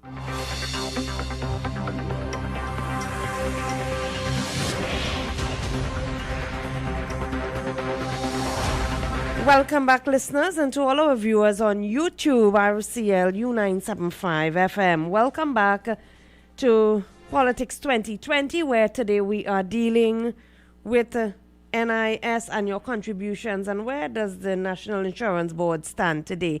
In studio with me is Mr. Satma Raj, NIS consultant and expert. Let's begin to go to the lines. Hello, good afternoon. Yeah, good afternoon, everyone there. Yes. The question involved is that what you are saying is not quite accurate, Mr. Satmaraj, because of the fact that what you talk about, the increases, that is responsible for the question of the financial problem of the NID. It's not so. That's the increases. Those increases of 2008, we're talking about, come right up to 12 or what. That is all. The NID makes so is corruption. Take all our money and build buildings and do all sorts of things. That's responsible for that. As a matter of fact, because the NID see that where they could have increased our pension is because of the amount of money they was making. That is why they were able to give all those increases. And if they out that money, that amount of money what is made, that put aside, even though this irresponsible government come and cause a lot of unemployment, where the NID not in a position to collect money and so on, right? We would have sufficient money there without facing any financial problem, right? So because well, we just heard from Mr. Ramcharan and Mr. Dolsing. Mr. Dolsing on Right. other frequencies, Right. right? And we never hear this type of words what you're speaking about there at all. Thank you. Okay. What I said is not the sole problem that would cause NIB. The increasing of the subsidizing of the retirement pension is not the sole The problem. sole cause. Sole cause that cause NIB to be in this position. There are other causes. Factors. There are other factors. But at the end of the day, I have no evidence of corruption. If you have any evidence of corruption, Take it to the police. Take it to the police, or submit it to me, or submit it to NIV. Let's take this other caller. Hello, good afternoon and welcome. Yeah, good afternoon, Ms. Ann and your guest. Good afternoon, sir. Now, I as a businessman would like to ask this question. Sure. Who is auditing your expenditure when they put up buildings like Queen's Park East there and they have extra space? Who monitoring their business plans? Who monitoring whether they occupying more floors than they should be occupying floors, and whether they can't have more income on their buildings and their properties and their investment? The Auditor General should be able to intervene some way or the other to know if they are making good investments with people money, or whether, according to the last caller, something is taking place. The gentleman only speculates, and then you all tell him call the police. The man is speculating. If they're collecting so much of money, They were so well off, and now they're not so well off. Thank you very much. Belmont. Thank you, Belmont. Well, at the end of the day, I indicated all the problems that they have went through and what caused the downturn in the contribution income. It is a contributing factor. Yeah, a number of factors that causing this. And one of the factors is that people are living longer. The retirement... Probably they weren't listening to you from the beginning. Yeah, probably. The retirement pie that goes to pensioners is almost 90% of the income of NIB. That's a lot of money because people are living longer. Long ago, people never used to live past 60, 65, 66. People are living longer now. So people have to, NIB has to pay them until they die. And they have to pay the survivors too as well. Listeners, you can continue to call in 636-7547, 227-5739 if you have a question for Mr. Maraj on NIS. Mr. Maraj, off air, we were speaking about some of the problems NIB. Before we go to that, let's take the caller first. Hello, good afternoon. Hello, good afternoon. I'm first-time caller. Welcome. I'm happy to be on the program, and good afternoon to you and Mr. Maraj. Thank you for calling, sir. So, Mr. Maraj, I mean, I've been working most of my life. I've already contributed about 1,500 contributions to NIB. Right. What happens when I reach? I mean, I'm pretty far off from retirement, but at a point of retirement, what will happen there? How old are you, sir? I am 54 years old, sir. Okay. At the end of the day, and what is your what class you contribute in, or what type of work? So I contributed from layman to management level. Now I'm an owner of a business. Okay. But in total, I've contributed in different categories. Right. Now I'm a businessman. Okay. And I've been a businessman for the last 10 years, and I've been contributing from that side. Okay.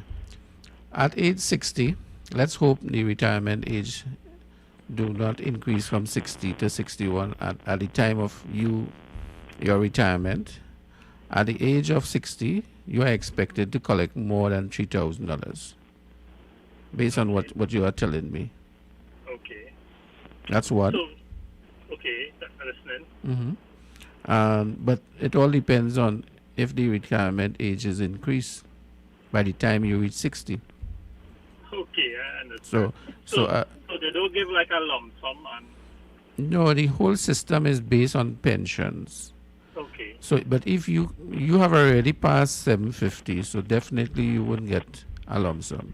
If you need a lump sum, you have to stop contributing at 749, or rather stop working. Okay. So 749 equates a lump sum. 750 and over equates a pension of a minimum amount of $3,000. So you are one of the persons who will have to pay more contribution to the present group of retirees. Okay. I know I will get some trouble from the retirees this afternoon. I am prepared. He I am prepared to take prepared. that risk, but I have to give the facts as they are. Okay. I just asked because I'm driving and listening to the program. Yeah. I just asked because Thank you for calling, sir. Good. All right, good. Have a good evening. Thank You you. too as well. That's that you told me before we began the program that you were prepared. You came with a canvas on your back. Yeah. Right? Hello, good afternoon. Welcome. Good afternoon. Yes, welcome. I have gone many times to check on contributors from NIS. I have not gotten contributors I have paid for many years.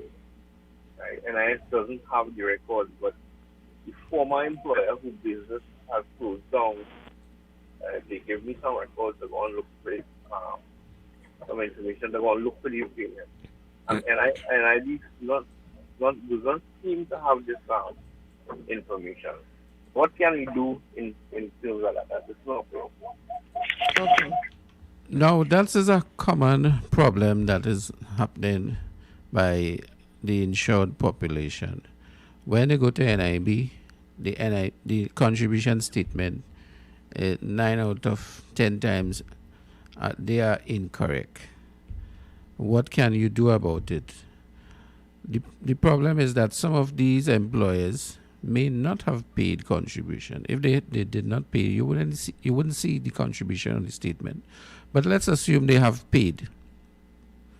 At the end of the day, it's supposed to be on the statement. Now, NIB may be at fault during the years from 99 to presently now. The contribution statement, the contribution are not downloaded as, let's say, within a day. These contributions sometimes takes a year to reach the statement.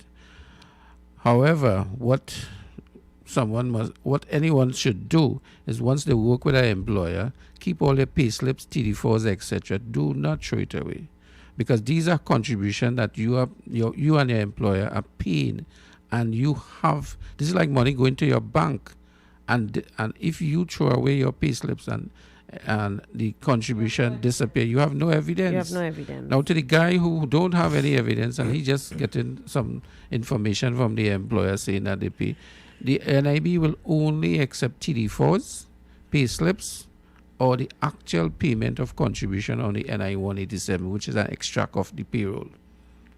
Any other form of evidence will not is be null and accepted. void. And let's hear this caller, Sat. Hello, good afternoon. Good afternoon. Good afternoon, sir. Good afternoon, Samaraj. How are you? Samaraj, thank you, sir. Thank you, sir. Mm-hmm. I happen to know, well, okay, Mhm. people pay a lot of money for That's pension right. plans That's from right. insurance companies. Mhm. The NIB could easily double Mhm. its contributions.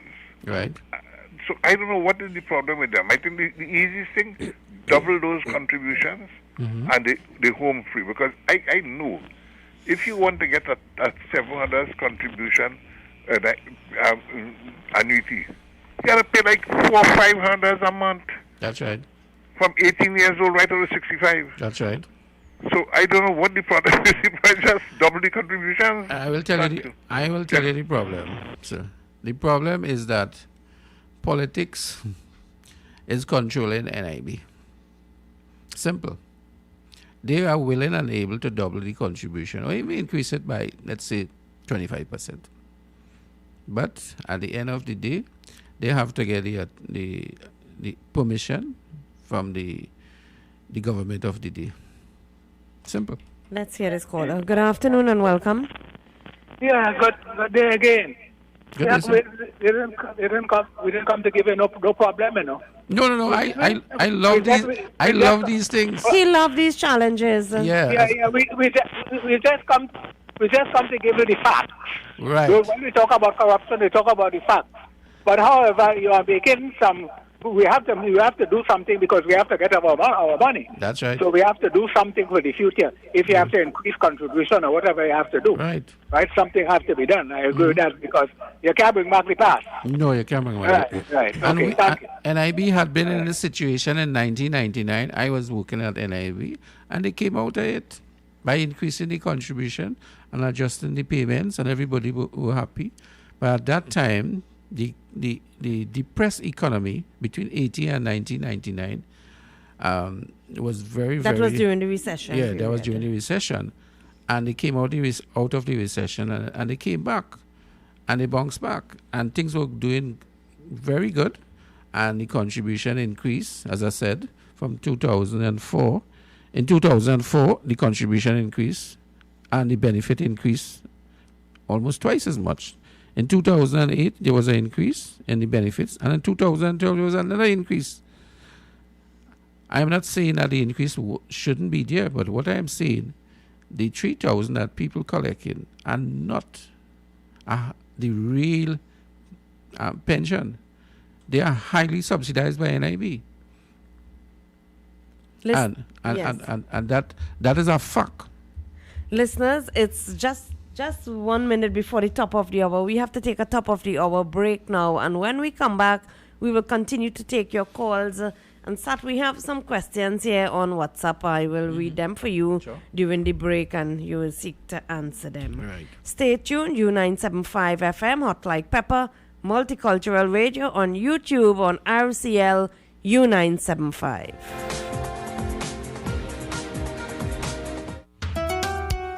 Time has come. U975. Make it your choice. Something for everyone. 975 FM. Music for you.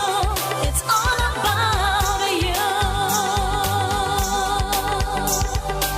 U975 FM, Hot Like Pepper, Multicultural Radio. Power to the listeners.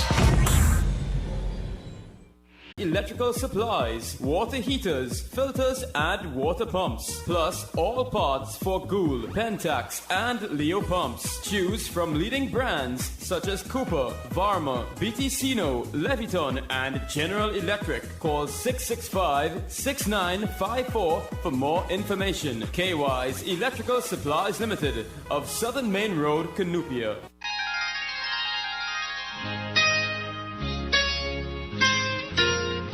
This is Samaru Ramru inviting you on a journey down memory lane with enchanting songs on the program Nightline. Mondays to Thursdays, 9 p.m. to 12 midnight. Let your heart sing along with the music on U975 FM, Hot Like Pepper, Multicultural Radio.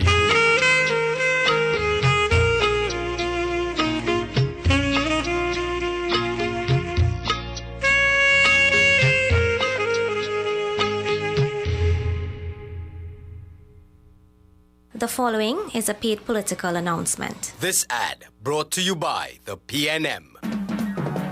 Sign my name with a golden pen, a golden pen. Sign my name, yeah.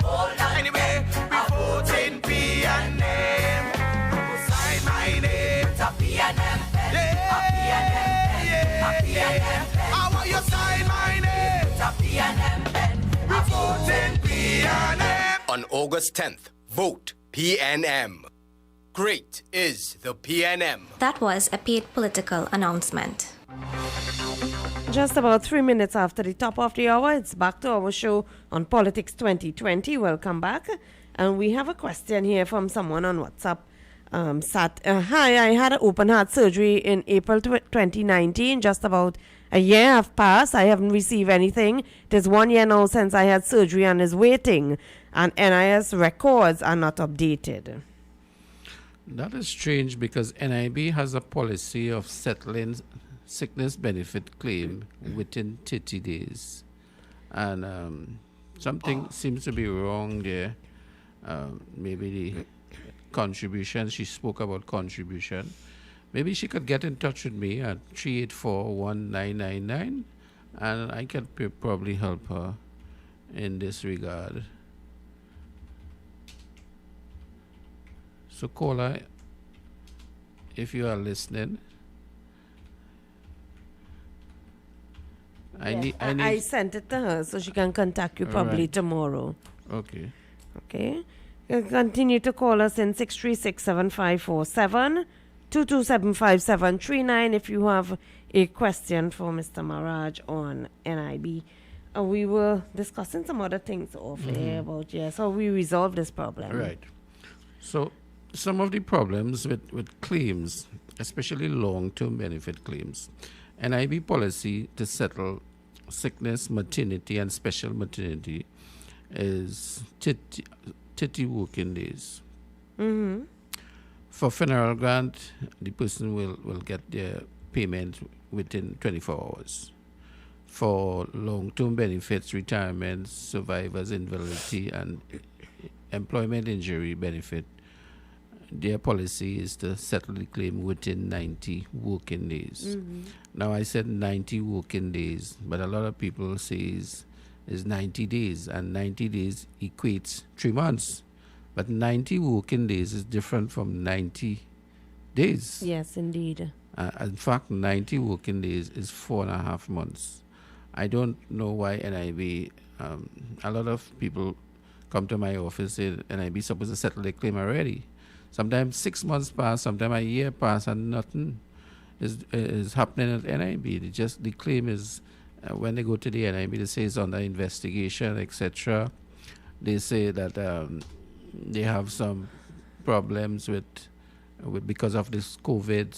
Some of the officers cannot find the claims, and sometimes when even after they get a check, let's say they get a check, their payments in the bank or whatever, the documents, they cannot retrieve their original documents, because remember, during the COVID period, no one was allowed to enter the office.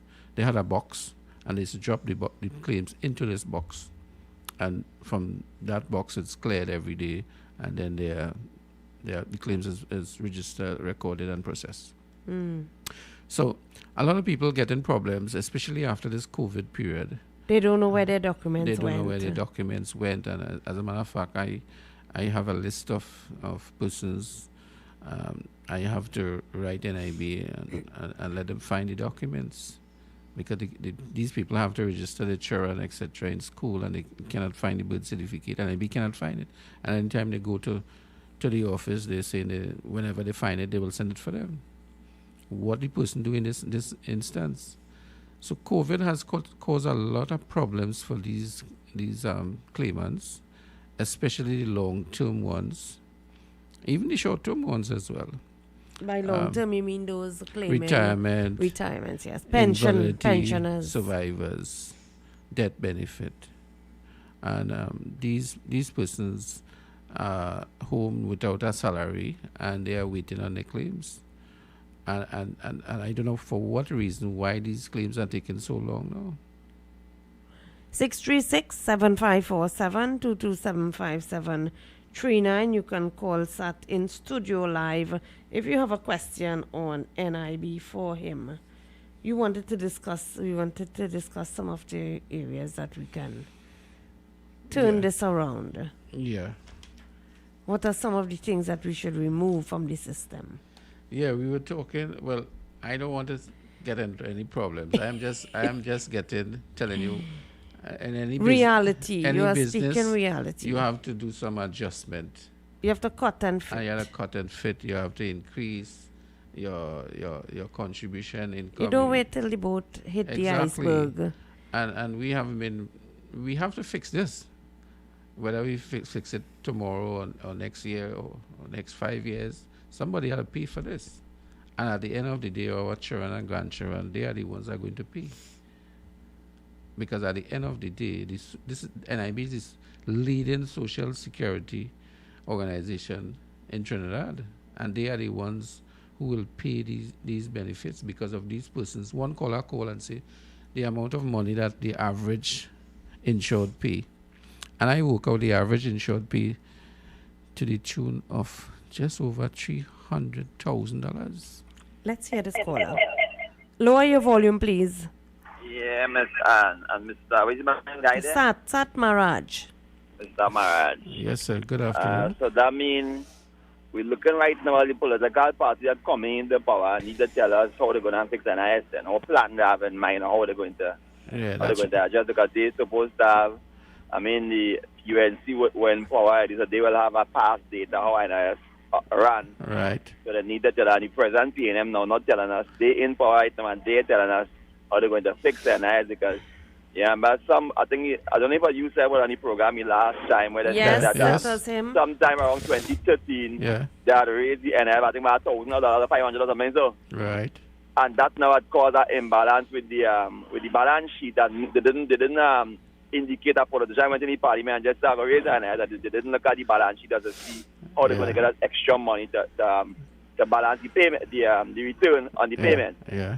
So it's like, these way you have politicians now making political decisions with mathematics and politics mixed together. That's right. And this supposed to fix since at least in the last 5 years. At least. But Mr. Ismaraj, NIS, this could be expanded to plenty. Right now, we have a challenge with the education sector in a while. we having a challenge right now to service the medical sector because medical is very expensive. So I believe NIS will have to be a holistic thing because there are people who have a sort of heavy medical insurance, medical plans. So if the government have a proper attractive plan that can scope everything, because the treasury wouldn't be able to hold up all these things. Right now, we're not able to hold up all these things. We just kind of scraping and borrowing to hold it up. But at the end of the day, within the next 5 or 10 years, if we don't address, whoever gets in the power right now have to take some drastic, urgent action. Right. Otherwise, is problems we in for the next 5 will be real problems. It will be. Yeah, they need all the financial experts and hands on deck practically. And you think about it, sometimes they get recommendation and they don't follow through. Just do it now. Yeah, we have to immediately follow through. All right, take care. All right. And this is a caller who understands exactly what's going on. Yesterday, Ved Sitaram was explaining the economy and the downturn in the economy and what caused it to have the downturn, etc. And what's going on in NIB financially is exactly what's going on with the economy. It's the same thing. It's exactly the same picture. Some people said Mr. Searam wants to just paint a bad picture for them, and spoil their day. But it is the reality. You have to tell your callers the reality, and at some point in time, it's going to affect them and affect their children and grandchildren. I have to keep saying so.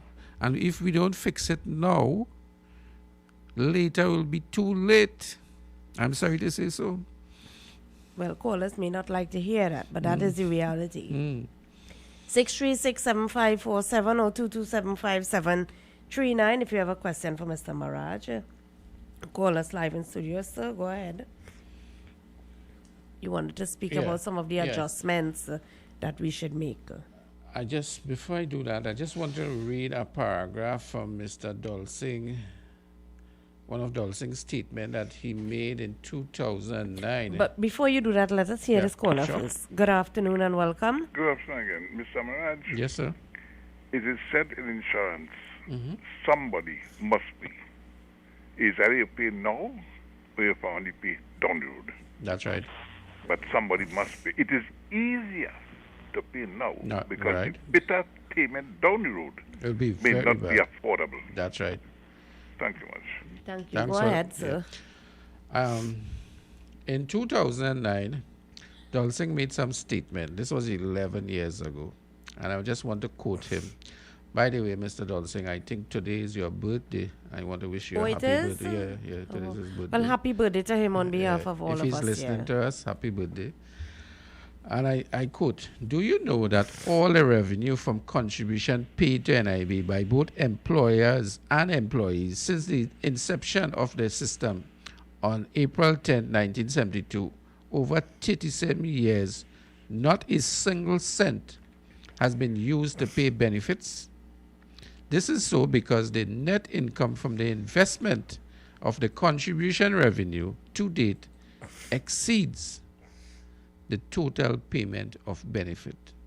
In other words, in 2009, what was happening is that the investment income was doing very, very well, and they were using that to pay benefits. So their contribution income went to more or less their building NIB asset base. NIB is not a bank. It's a compulsory social program to provide every employee and their families with some form of financial assistance in times of sickness, maternity, employment injury, prolonged illness, death, and retirement. Therefore, I have concluded that either the rate of contribution are too high or the rates of benefit are too low, or the insured and their families are not aware of their rights and benefits under this system. And I just want to take up on that last slide. Yeah, how relevant that is today. That is very relevant. And a lot of people do not know their rights and responsibilities to the NIB. And I think I would want to do a program on that. Sure. Because a lot of people who I interview, and I'm not talking about CPEP workers or people who have small jobs and are working on and off, like the URP, etc. I am talking about everybody I had some, I don't want to call names, but people who are highly educated, doctors, lawyers, etc., they know very little about these benefits. And what their rights are. And their rights. I had one member of parliament calling me to find out what's the situation with this and how to do the X, Y, and Z. And I was shocked to know some of the questions. The woman that wrote us on Facebook said she sent all her documents to her member of parliament and didn't get a response. Right, look at that. Because if they don't know how they will educate you. So I need to educate the whole public. Listening public out there, yes. That's the job that NIB should do. I had recommended that many times to them, but the less people know about NIS, the less people know what benefits they are entitled to would be better for the NIB. Of course. Simple. That's how it is. It's just 15 minutes after the top of the hour. Let's take a short commercial break, and when we come back, you can continue to call us in. Kathy's Cool Spot Enterprises Limited, number 86 Pearville, opposite the TSTT Exchange in Mayaro. We specialize in all types of meats, dry goods, liquor, beverages, ice, LPG, gas, motor oils, stationery supplies, and photocopying. We also provide rentals of tents and chairs for your every occasion. Come in and take advantage of our specials at reduced prices on liquor, wholesale, and retail. We are open every day, even on public holidays, for your convenience. TT Post services are available here at Kathy's Cool Spot Enterprises Limited of number 86 Pearville, Mayaro, where our friendly staff will be happy to serve you. KY's Electrical Supplies Limited of Southern Main Road, Canupia, for all your plumbing and electrical supplies, water heaters, filters, and water pumps, plus all parts for Gould, Pentax, and Leo pumps. Choose from leading brands such as Cooper, Varma, BT Sino, Leviton, and General Electric. Call 665-6954 for more information. KY's Electrical Supplies Limited of Southern Main Road, Canupia. Attention all bakers, doubles vendors and roti makers. Try our high quality unbleached bromate free all purpose and baker's flour. Low price and conveniently packaged in 2 pounds, 2 kg, 10 kg and 25 kg bags. For wholesale and retail prices, contact Shiklisha Limited 665-3336 or visit us at Warrenville, Canupia. Shiklisha Limited, quality you can trust. For quality items, visit Super Quality Supermarket of Endeavour Road, Chaguanas, and Trin City Industrial Estate in Trin City, as well as Quality Cash and Carry Supermarket, Cuba Car Park, for all your grocery items, liquor, fresh fruits, and vegetables, not forgetting their bed and bath section, and kitchen appliances for your home. With so many items to choose from, take advantage of our great prices and discounts at any of our 3 locations, Trin City Industrial Estate in Trin City, Endeavour Road, Chaguanas, and Cuba. For quality items, Super Quality Supermarket and Quality Cash and Carry Supermarket.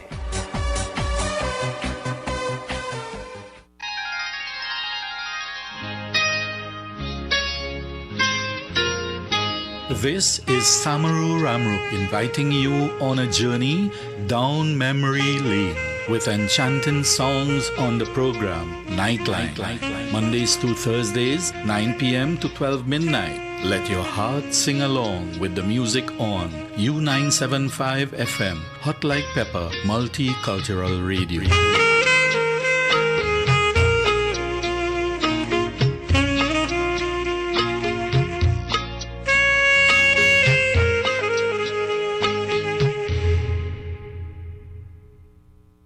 The following is a paid political announcement. This ad brought to you by the PNM. All will be fine. Look, we made the right choice every time. Still a job to be done and a race to be won, and we know we will win every time. Just keep the faith, heads up high. We're together in this, you and I. Yes, the job will be done and the race will be won, and we know we will win every time. And we go vote for the love of we country. We go vote to protect the treasury. Vote is only Dr. Rowley, the right choice for TNT. The PNM is the voice. PNM only way on election day is the right choice at the right time. Hands in the air for the police. Hey. On August 10th, vote PNM. Great is the PNM. That was a paid political announcement.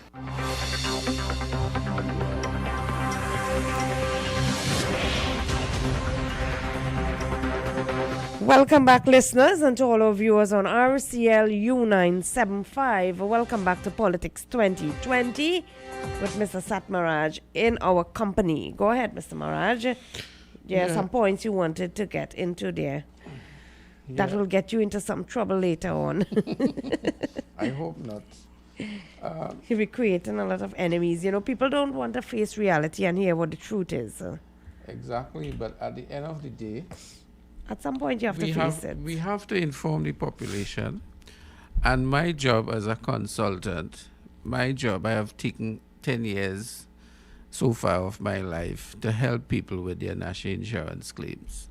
I left NIB at age 50, and I intend to continue this and inform each and every individual of their rights and responsibility. There are so many benefits that people do not know of. And by the time they get to know about it, it's too late. NIB has stipulated time period to submit your claims. If you fail to submit your claims within those time periods, it will be disallowed at the end of the day. I was reading about some of that today with death benefits. Yes. Where after 3 months it is disallowed. Well, actually, death benefit is after 12 months it's disallowed. 12 months, yes. Yeah. But things like sickness, maternity, they have. So like this woman who had a year ago, she had surgery. Yeah. Would that be disallowed? If she submitted her claim after 1 year. After 1 year. Like, today is the 23rd. Mm-hmm. If as of today she said it was in April 2018. And if she submitted after April 2019. 20, right? That is after that 1 would year. be a year. So that might be heading. It might be heading for disallowance. Right. So you just cannot submit your claim anytime you want. You have to go with the rules and regulations because what the law says. At the end of the day, an injury claim, for example, you only have 14 days to submit that claim. After that, you have to give an explanation as to why. And if you submit your claim, that same claim after 1 year, it will be disallowed by NIB, no matter what your situation is. And the law says that, and we didn't make the law. I didn't make the law. The law is made by the state enterprises. True. And NIB, of course. So we have to make sure and do the correct thing. If anybody has any problems, feel free to call me anytime between 8 and 4. My number is 384-1999. My office number is 657-9852. You got that number, listeners? Repeat it again for those who didn't hear. My cell number is 384-1999, and my office number is 657-9852. In studio, you can reach us on 636-7547, 227-5739. If you wish to have a chat with Mr. Mr. Maraj, sorry. Yeah, that's all right. Yes, with Mr. Maraj. We were speaking about Ramcharit off air, so that's stuck in my mind. WhatsApp us on 378-4975. Let's get into some of the changes you said should have been made to NIB. Well, the changes, COVID has made a lot of changes to the staff of NIB, the way how they do things and the way that they will continue to do things. And NIB is doing a lot of changes, the way how they download contribution. For the past 48 years, contribution were downloaded in a way that, in more or less a manual way. What NIB is saying. Now everything is computerized. Yes, and they have contracted, or intend to contract, I should say, where the document is actually feed into a system and the contributions are downloaded automatically. Let's hear this caller. Lower your volume, please. Good evening again. You know, I hope our prospective MPs and councillors listen to this program. They are the ones now have to familiarize themselves to help the less, the people who are less who are less knowledgeable, yes. Yeah, so we want to see now, you see, these kind of service we need to get, and I mean, most of them, they have proper officers now. These kind of service we need to get, and you know, it's on both sides of the divisor. None of them over the other, you know.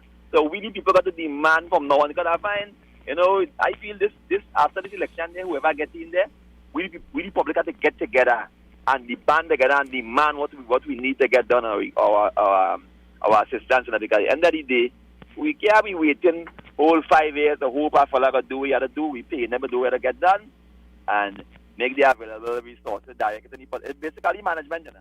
Just manage yourself and accordingly, and let's get the country going. That's my contribution. Thank you very much, sir. What he's saying is right. Your member of parliament should be knowledgeable in areas like this, because this is crucial.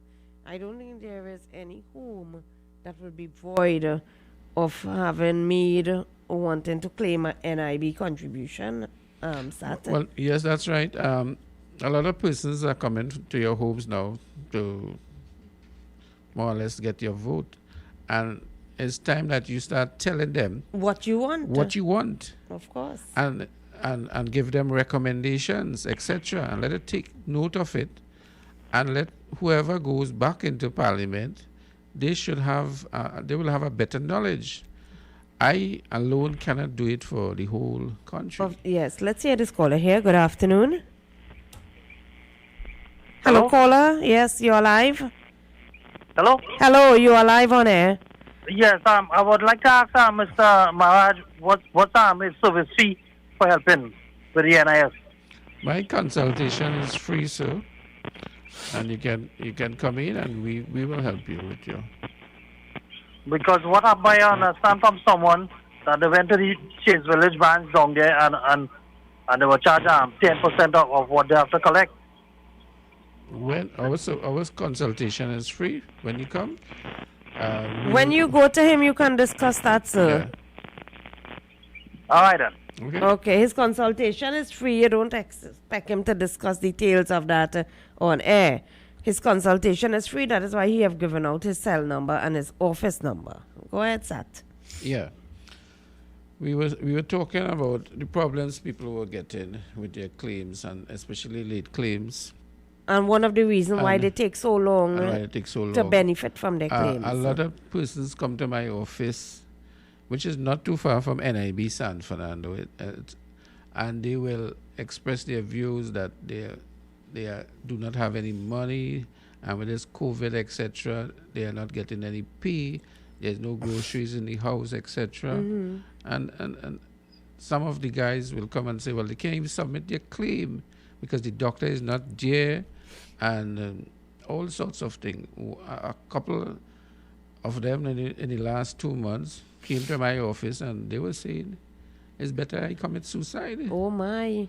And I had to, over a minute, I had to change my portfolio to a psychologist and talk to them and tell them. People are so depressed. Take away those thoughts from you. So they are so depressed. They are very depressed.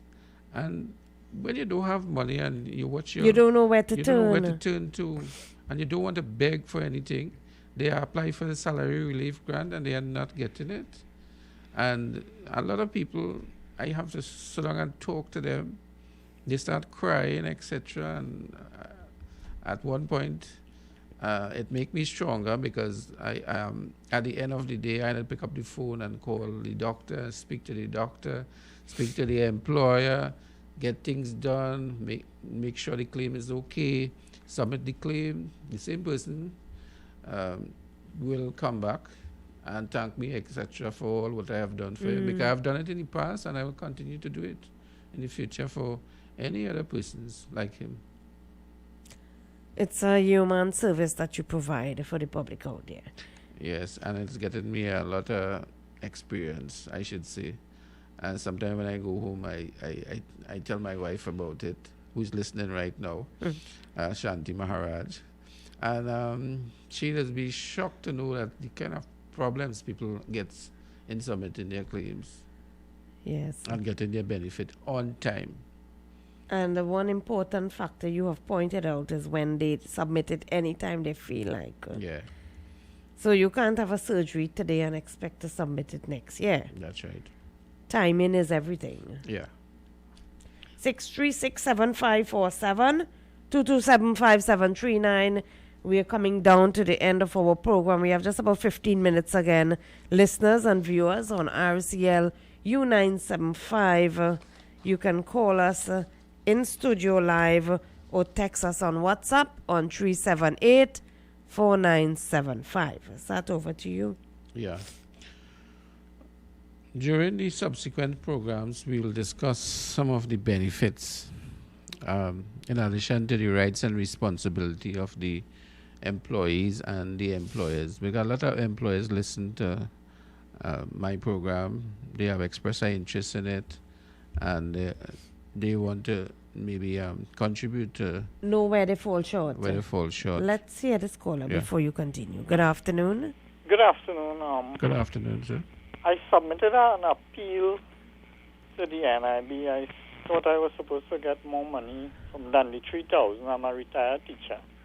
And a little lump sum too. What happened is that I got a reply in August saying that my appeal will go to the board and then they will sit on it and then they will inform me of the outcome. But since last year, I'm waiting. So I don't know if you have any idea what is the time frame. Have you submitted an appeal, you said? Yes. Right. The appeal tribunal right now is more or less in the waiting of the continuation of the members' portfolio by the present government. And I do expect that to happen before maybe the end of the year. So right now the appeal tribunal is not in effect. Oh, it hasn't been reconstituted? No, it hasn't been reconstituted as yet. Oh. At the end of the day, how many contributions you had, sir? About 1,300 and something, but I went and got an update and it was like 1,800, so that was an extra 500. So I'm supposed to get a little back pay and more than the $3,000 a month. I'm a retired teacher. People were telling me. And how long you retired now? 2012. 2012. But I turned 60 in 2015. Okay. So what I want to know is that I'm within the time frame because they didn't tell me they didn't disqualify me. They told me that it will go before the appeal board. So does that mean that I'm within the time frame that I submitted the appeal? Once you submit the appeal within 12 months, it will be heard. Yeah. If you wishes, you can contact me at 384-1999 and I could look at your appeal and liaise with NIB. Yeah. Okay. Well, it was over the 12 months, but I submitted the appeal in 2018. So you submitted your appeal late? Yeah, but they didn't tell me, they didn't disqualify me. They told me it will go before the board. So I don't know. Did you get a letter from the tribunal, the appeal tribunal? Yes. Okay. Well, once you got a letter, well, then it was on time. It was on time. Yeah. Okay, I have your number. I will call you and liaise with you. No problem, sir. Okay, thanks a lot. You're welcome. Continue to call us in on 636-7547 or 227-5739 if you wish to liaise with SAC. Go ahead. The guy spoke about getting more than $3,000. Yes. Caller, just hold a second. People are getting more than $3,000 now. They are? They are. As a matter of fact, I recently had one of my clients. He was in receipt. He had over 2,200 contribution, and his retirement payment amount to 4,700. Mm-hmm. Because he was in the highest class from 1974 straight on to now.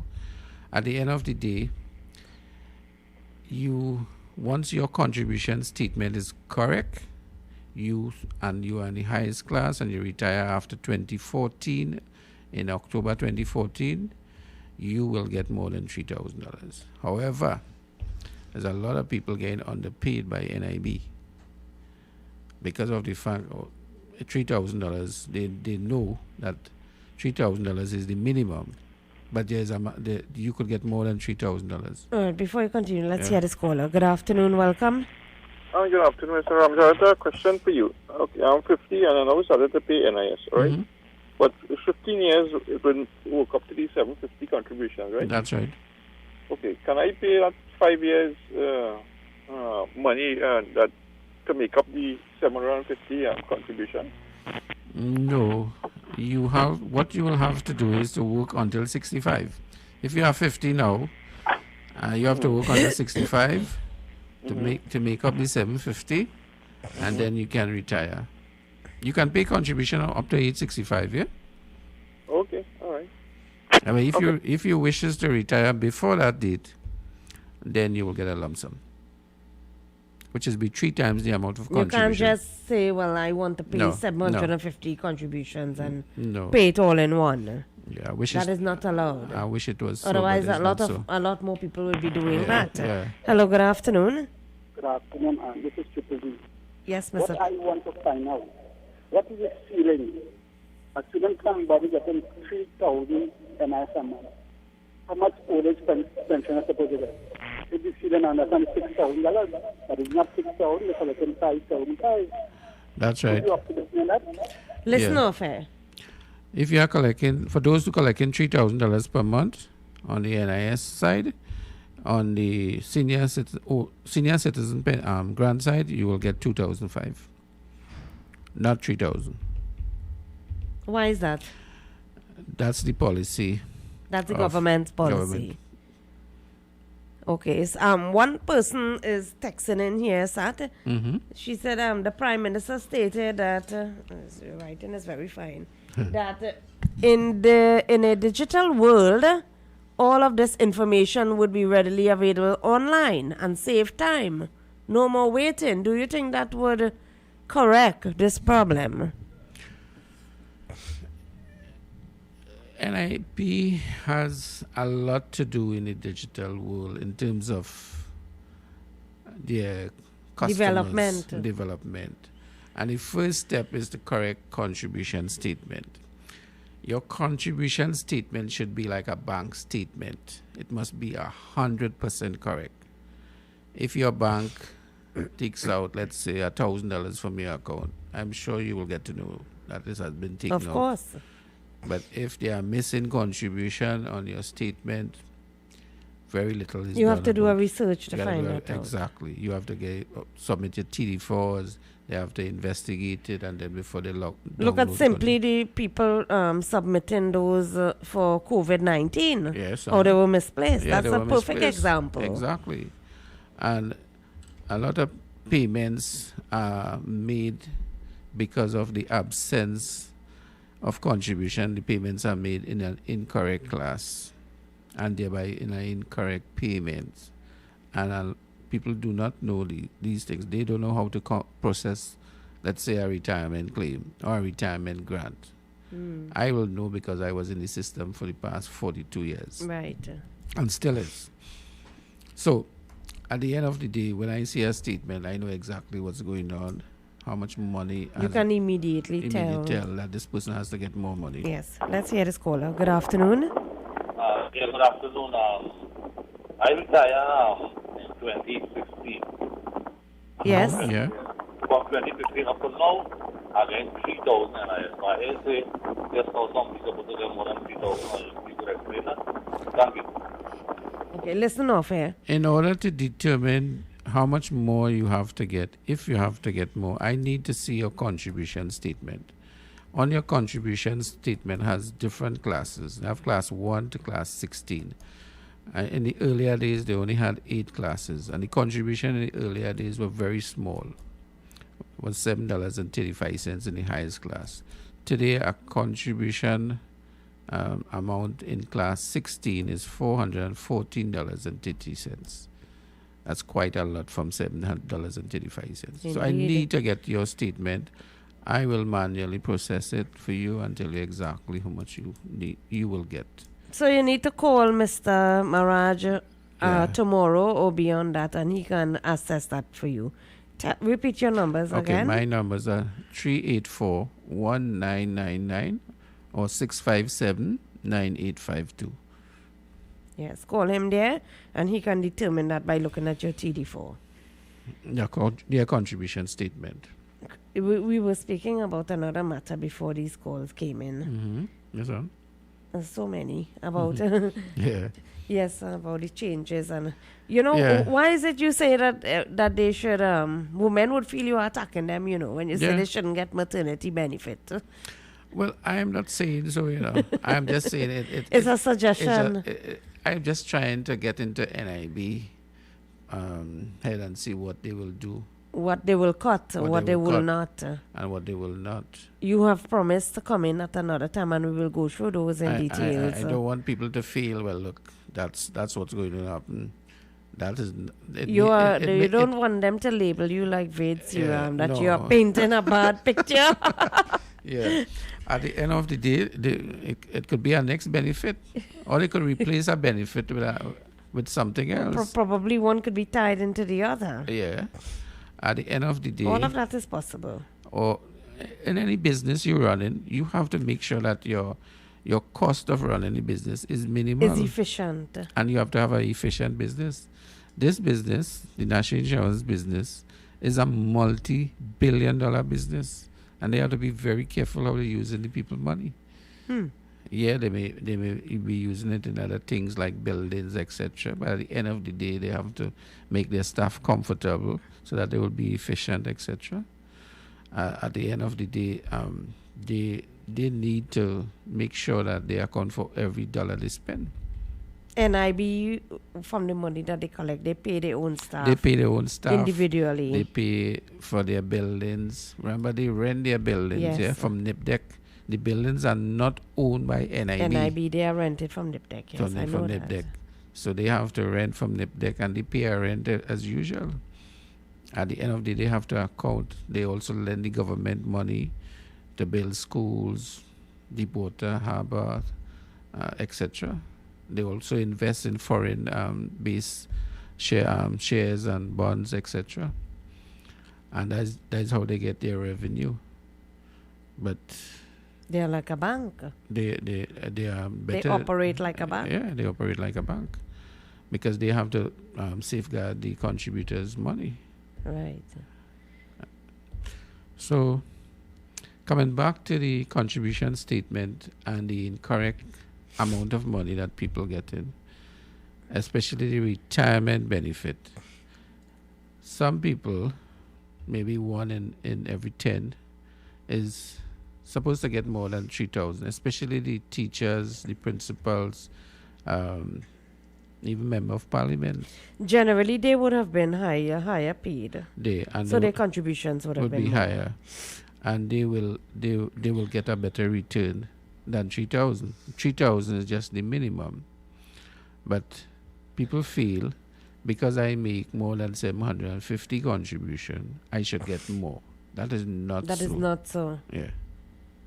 It is. It depends on what category you fall. That's right. So the category determines that. Yeah, and it also determines the amount of contribution. Yeah, that will determines how much money you will get, but it also determines what class, and you also have to use what day you started to work and what day you retire. Yeah, people who recently retire, they fall in a different category, but at the end of the day, all these things are taken into account to determine the value and the amount of money you're going to receive. Indeed. 636-7547 or 2275739. You have just about 3 or 4 minutes again to call in Mr. Maraj. If you wish to get in onto the program and you have a question for him, call us in there, live in studio discussing NIB and a contribution. What are your contributions? Are you being paid the correct amount? What difficulties are you having? You can call us there, and Mr. Maraj will be ready and willing to help you. Yeah. In the subsequent programs, probably we will discuss how a benefit is submitted, the qualifications for a benefit, the documents is supposed to Not the submit. qualifications of a politician. No, not the qualification of a politician. Definitely not. Because you have to have, if you do not have a certain amount of contribution, for example, a sickness benefit, you wouldn't be eligible. You wouldn't be eligible to receive any money. So, I just giving you a hint as how what is coming up yes, in indeed. the next few programs, and we could discuss in details what the various benefits, how the benefit is submitted, the amount of money you receive, how long you receive money, etc. Even the reciprocal countries as a big problem in NIB right now in terms of processing these claims, and these are claims that take a much longer time because of the absence of documentary evidence, let's say from Canada and the CARICOM countries. So these are the things that I want to discuss with the working population. We will be exploring it, yes. Sure. Right here on Politics 2020. Well, Mukesh Baburam is already here in studio, I am seeing. And remember, Talk Your Talk is just after the 6 p.m. newscast. The 6 p.m. newscast come up with Irma Ratan Singh, followed by Talk Your Talk. You can join Mukesh Baburam there. It has been wonderful speaking and interacting with you, the listening public. It's just about 13 minutes before the top of the hour. We'll be winding down Politics 2020. For now, you can join me again tomorrow, Friday, the 24th of July, where I will be joining you again from 3 p.m. I am Ann Duki. Have yourself a wonderful evening.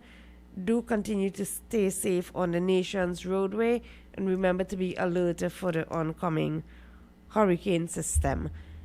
News is next at 6 p.m., followed by Talk Your Talk. The following is a paid political announcement. This ad brought to you by the PNM. PNM is the choice, PNM is the voice, PNM all the way on election day. It's the right choice at the right time. Hands in the air for the police. Hey. On August 10th, vote PNM. Great is the PNM. That was a paid political announcement. For quality items, visit Super Quality Supermarket of Endeavour Road, Chaguanas, and Trin City Industrial Estate in Trin City, as well as Quality Cash and Carry Supermarket, Cuba Car Park, for all your grocery items, liquor, fresh fruits, and vegetables, not forgetting their bed and bath section, and kitchen appliances for your home. With so many items to choose from, take advantage of our great prices and discounts at any of our 3 locations, Trin City Industrial Estate in Trin City, Endeavour Road, Chaguanas, and Cuba. For quality items, Super Quality Supermarket and Quality Cash and Carry Supermarket. KY's Electrical Supplies Limited of Southern Main Road, Canupia, for all your plumbing and electrical supplies, water heaters, filters, and water pumps, plus all parts for Gould, Pentax, and Leo pumps. Choose from leading brands such as Cooper, Varma, BT Sino, Leviton, and General Electric. Call 665-6954 for more information. KY's Electrical Supplies Limited of Southern Main Road, Canupia. Visit Eddie's Pharmacies Limited newest location inside JTA Supermarket, C3 Center, Current Village, San Fernando. They offer blood pressure